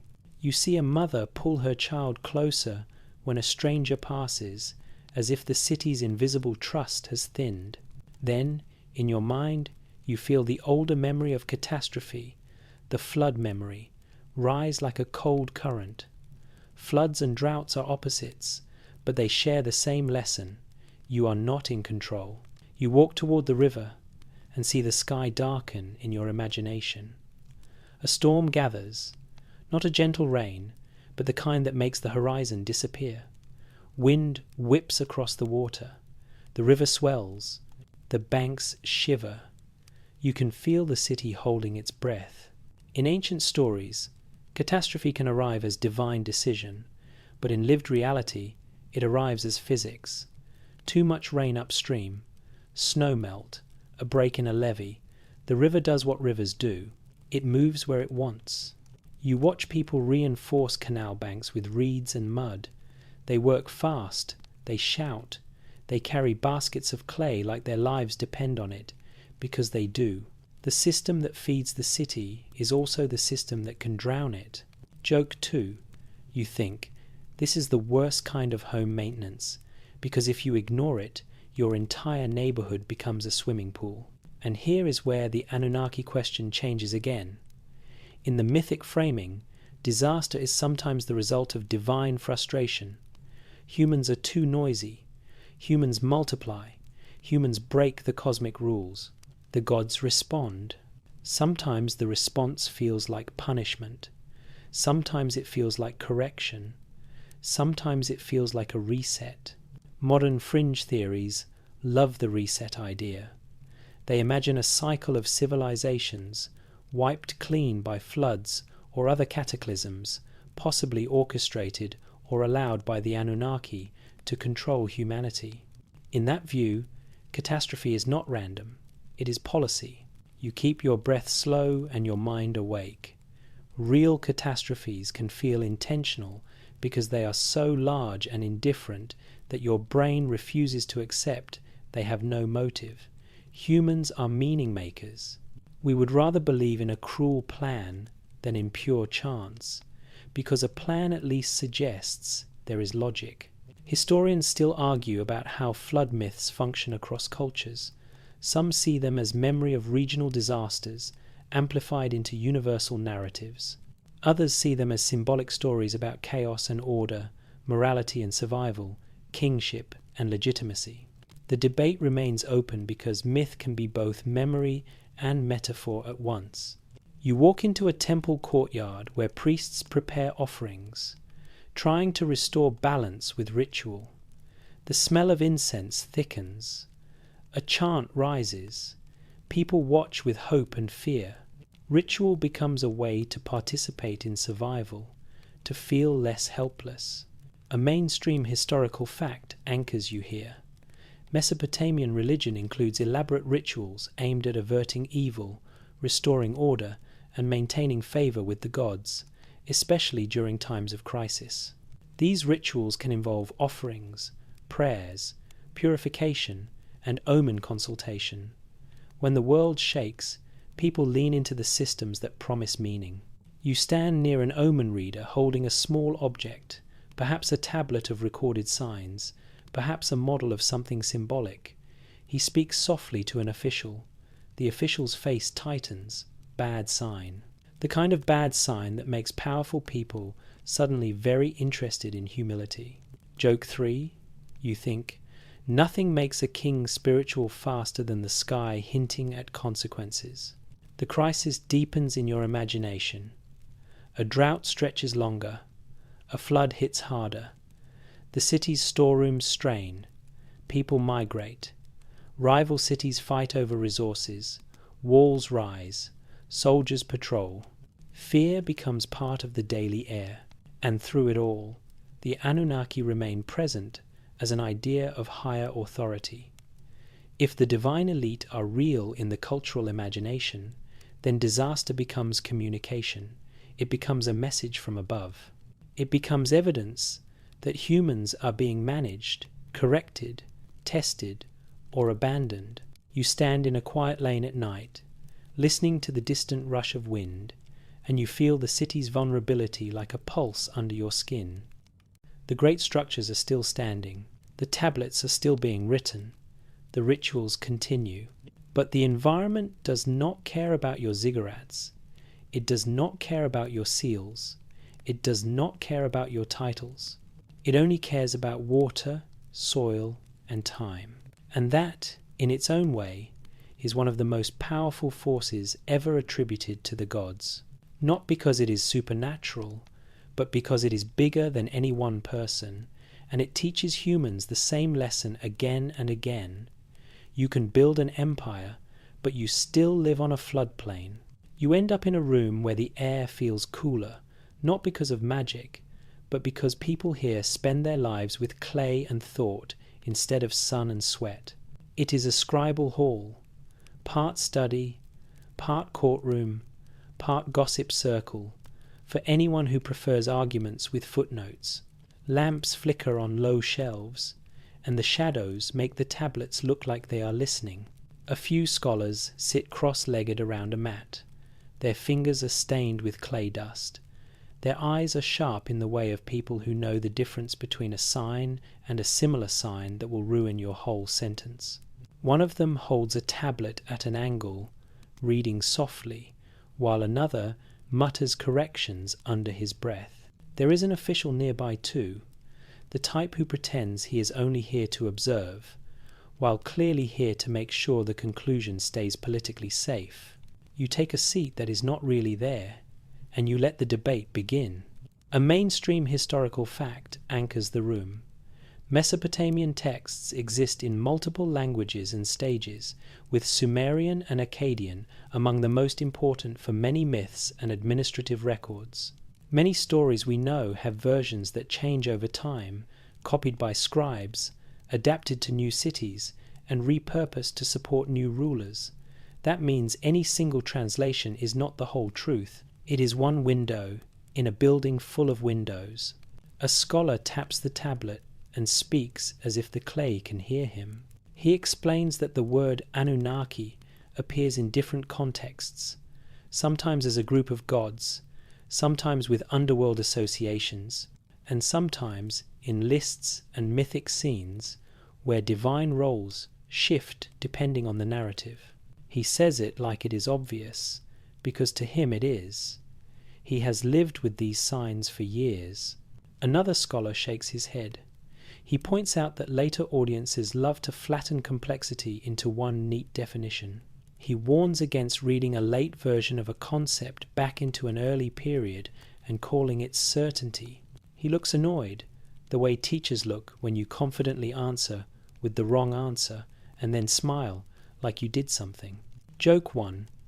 You realize scholars have always had the same facial expression, the one that says, "I will correct you," gently, with 1,000 years of irritation. Then someone else brings up the big modern question in a careful way, not as a joke, not as a provocation, more like a stone placed on the table. People today say the Anunnaki are extraterrestrials. They say the myths are history coded as metaphor. They say humans were altered to serve.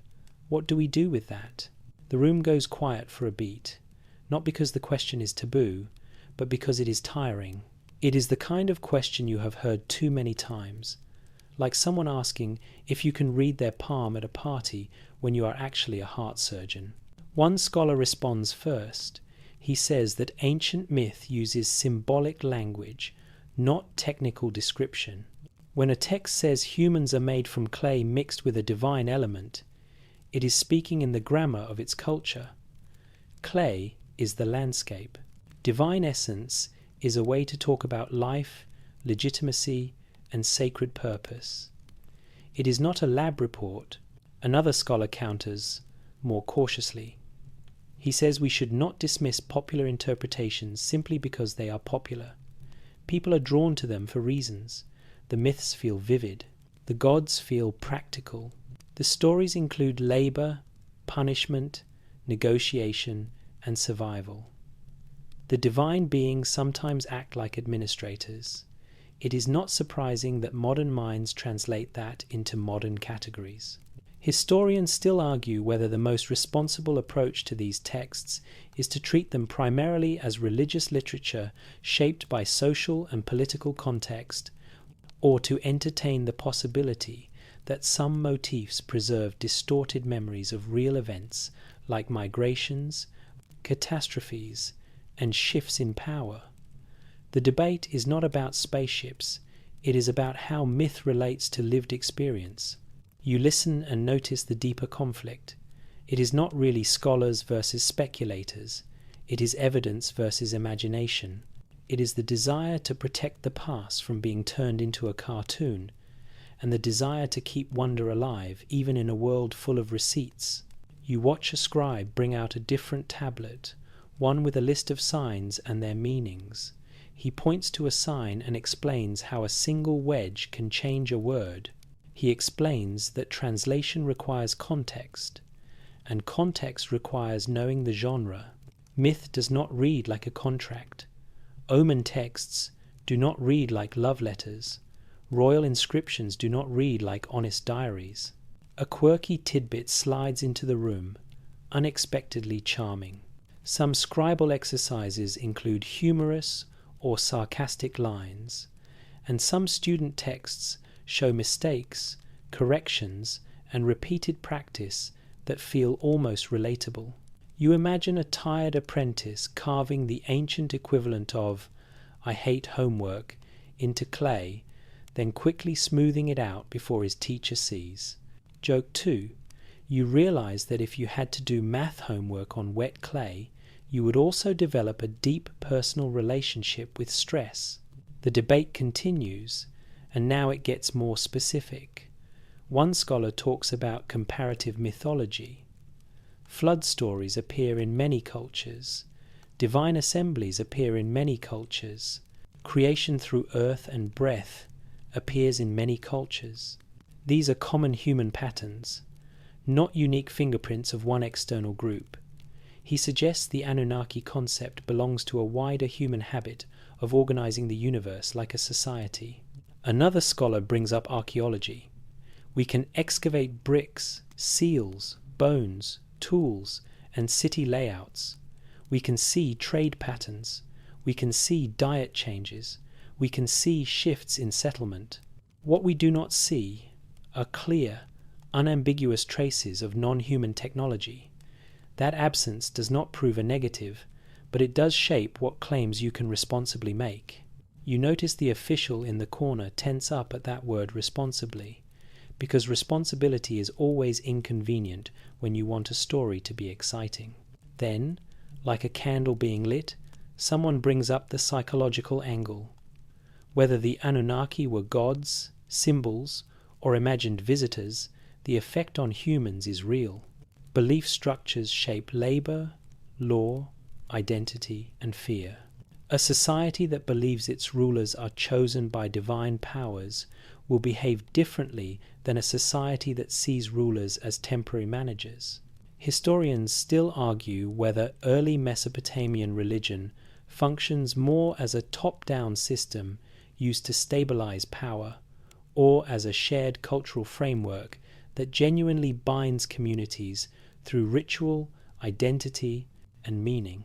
The answer can vary by city, era, and social class. A priest might feel one way, a laborer might feel another.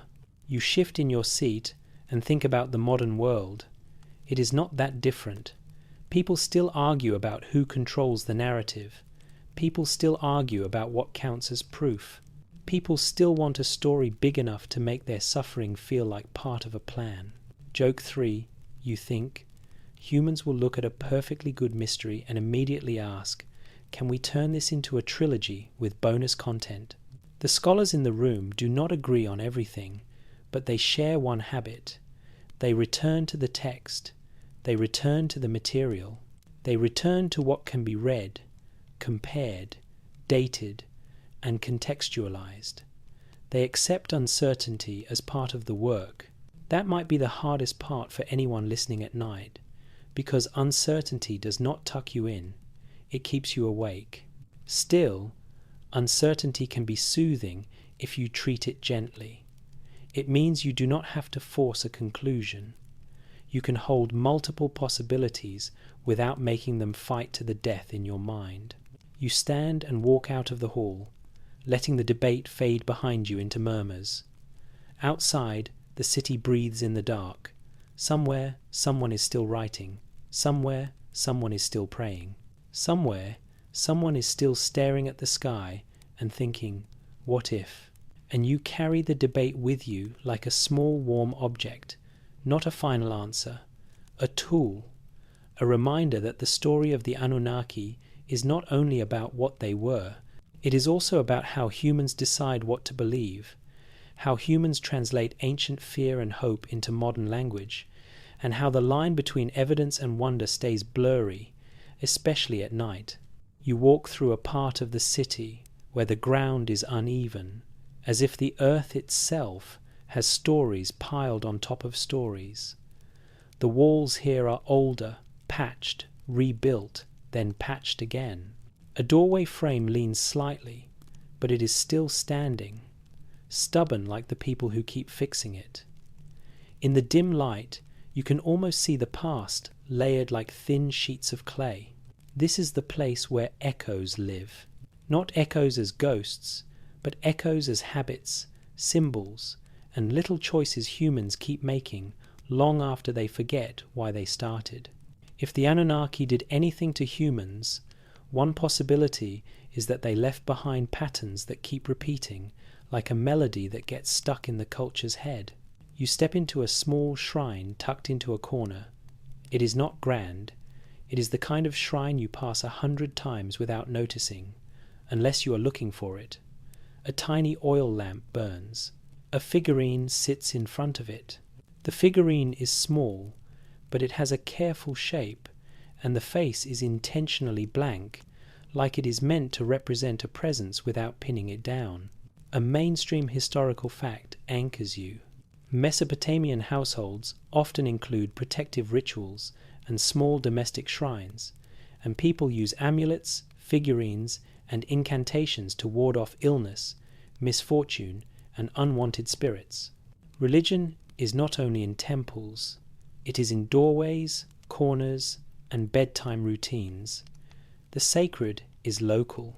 You watch a woman sprinkle something on the threshold, maybe salt, maybe an herb mixture, and she whispers a few words.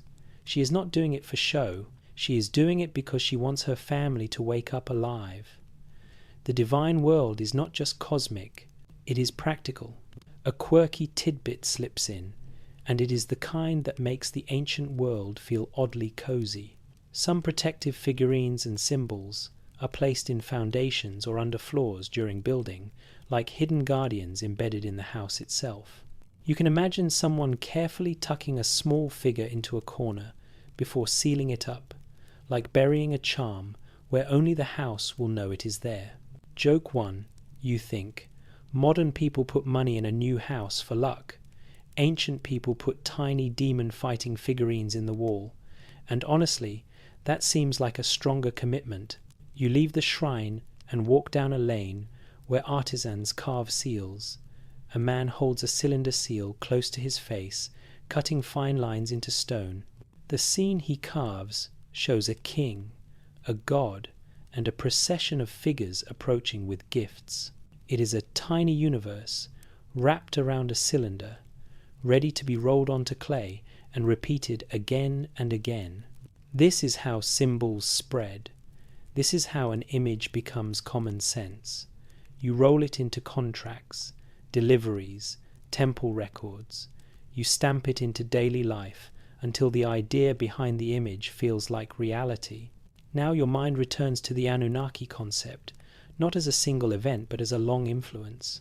If people believe the divine elite oversee fate, that belief shapes what they build, what they fear, and what they accept. It shapes the way they explain illness, drought, and victory. It shapes the way they organize family and state. Historians still argue how much continuity exists between early Sumerian religious concepts and later Akkadian, Babylonian, and Assyrian traditions, including the ways certain divine names and categories shift, merge, or change meanings. Some see strong threads of continuity. Others emphasize transformation and political rebranding of gods. The debate matters because if the Anunnaki idea evolves, then the echoes you see might be the result of human cultural adaptation rather than one fixed outside influence. You pause beside a wall where an old relief shows a winged figure, stylized and powerful. Wings are not rare in ancient iconography, but they always do something to the human brain. Wings imply above. Wings imply authority. Wings imply that the being can cross boundaries you cannot. Modern fringe interpretations love wings. They say, see, they flew. They were not symbolic. They were literal. They came from the sky. You keep your mind calm. Wings in art can mean divinity, speed, protection, or the ability to move between realms. They can also be a visual shortcut. If you want to show someone is not human, you give them something impossible. Humans do it constantly, even now. We draw halos, we draw capes, we draw glowing eyes, we draw badges. We love visual signals of power. Joke 2, you think if ancient people had neon signs, they would have put them above gods like, important person, please respect. You continue walking and notice a group of elders telling stories to children near a fire. The children sit wide-eyed. The elders use gestures, voice shifts, and pauses that feel familiar to you as a modern listener. Storytelling is a technology too. It teaches, it warns, it binds people into shared imagination.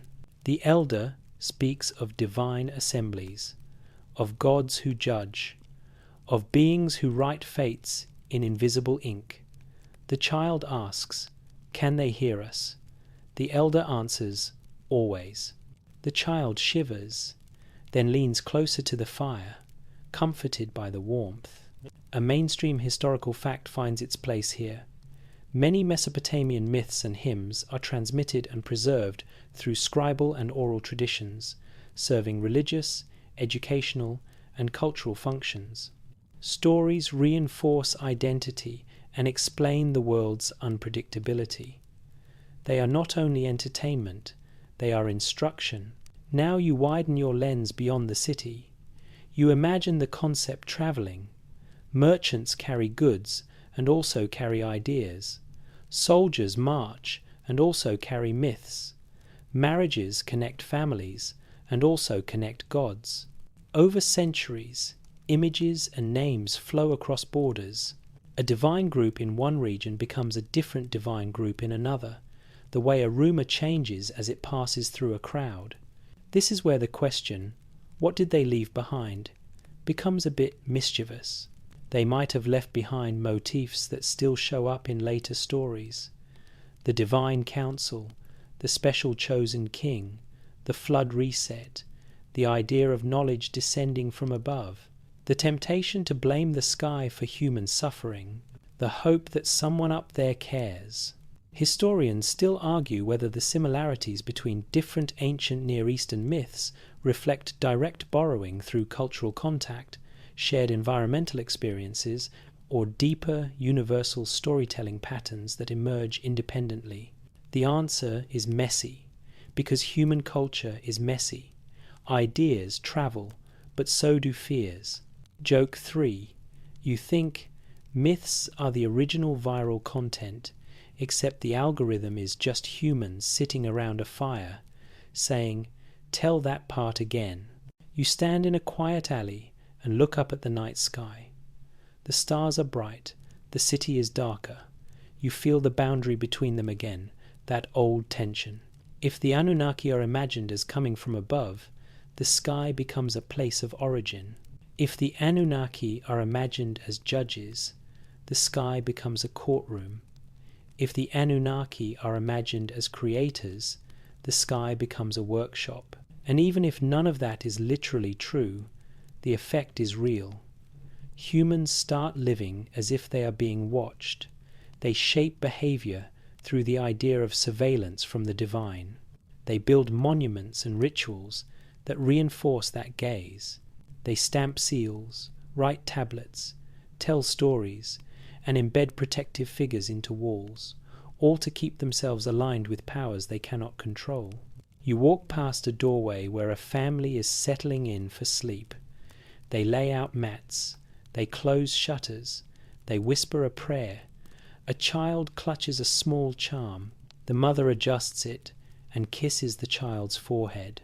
The gesture is tender, and it carries a whole world view in a single touch. If the Anunnaki did anything lasting to humans, maybe it was to plant the idea that the universe has a hierarchy, and you must navigate it carefully. That idea becomes habit, it becomes culture, it becomes an echo so deep that even when the names change, the structure remains. You keep walking, letting the lane's shadows soften around you, feeling the city's quiet magic, and sensing how something as old as a divine name can still linger in the way people hope, fear, and try to protect the ones they love. You find a quiet place at the edge of the city, where the last houses thin into reeds and open sky. The ground is cooler here, and the air has that river scent that feels like a clean cloth pressed to your forehead. The noises behind you soften into a distant blur, like the city is lowering its voice so you can think.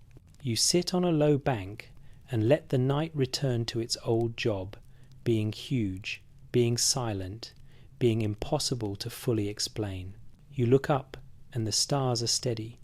They do not wink in a friendly way. They do not rearrange themselves into an answer.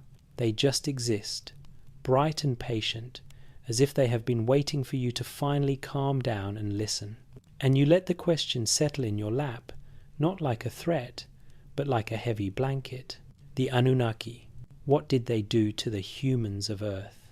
If you are honest, you have heard a dozen versions of that question in one form or another. Some versions are loud and cinematic. Visitors arrive, humans get upgraded, gold gets taken. A flood resets everything. Other versions are quieter and far more human. Gods get named, cities rise, labor gets organized, rations get counted, kings get crowned, people get told the sky approves. You breathe slowly and try to see the whole shape at once. Here is a mainstream historical fact you can hold without gripping it too hard. Mesopotamian civilization develops complex urban societies with temples, kingship, writing, trade networks, and a rich mythology that reflects how people understand their world. Those myths include creation themes, divine councils, flood memories, and sacred duty, and they are preserved and transformed across centuries of cultural change. That means the Anunnaki, however you interpret them, live inside a world where human beings are doing something brand new, building a system big enough to outlast a single lifetime. When you build a system like that, you also build new fears, you build new hopes, you build new ways of obeying. You stare at the sky and think about the simplest possibility first. The Anunnaki are gods, a divine category, an assembly, a way of speaking about the highest powers in a universe that feels alive. In that view, what they did to humans was not a surgical operation, it was an idea. They made humans feel seen, not seen in a cozy way, like someone watching you with warm tea and good intentions. Seen in a cosmic way, like your choices echo upward, and the upward echo comes back as drought, flood, illness, luck, or victory. That kind of belief shapes behavior. It shapes the way a child learns to fear certain actions. It shapes the way a community organizes rituals. It shapes the way a ruler claims legitimacy. It shapes the way a worker accepts a ration as fate instead of policy. Joke 1. You realize that if the universe is watching, you would really like it to also do laundry sometimes. Then you let the second possibility sit beside the first.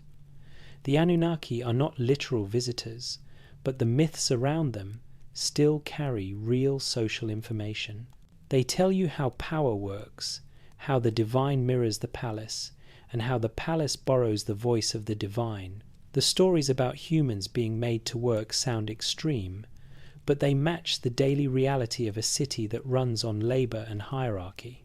In that sense, what the Anunnaki did to humans was to provide a sacred explanation for the weight of systems. They turned social structure into cosmic structure. They made the ladder feel natural. You think about the ziggurat steps under your feet, the ration lines, the scribes pressing wedge marks into clay, the seals that make ownership official, the kings who claim divine favor, the families who whisper prayers at bedtime. All of it is human, and yet all of it is wrapped in sky language. And then, because you are human, your mind wanders to the third possibility, the one that keeps the internet awake. What if some part of this is not only metaphor? What if the vividness, the sense of beings with authority, the obsession with descent from above, the stories of making humans from clay and divine essence, are distorted memories of contact with something not fully human? You let that possibility exist without turning it into a demand. You do not need to slam the door on it. You also do not need to move into it and start decorating.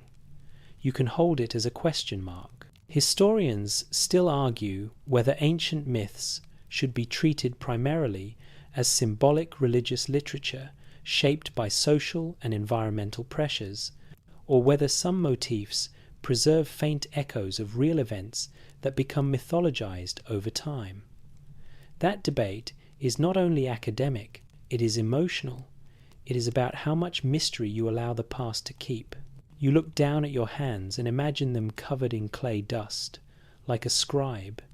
Clay is soft when it is wet. It takes shape easily.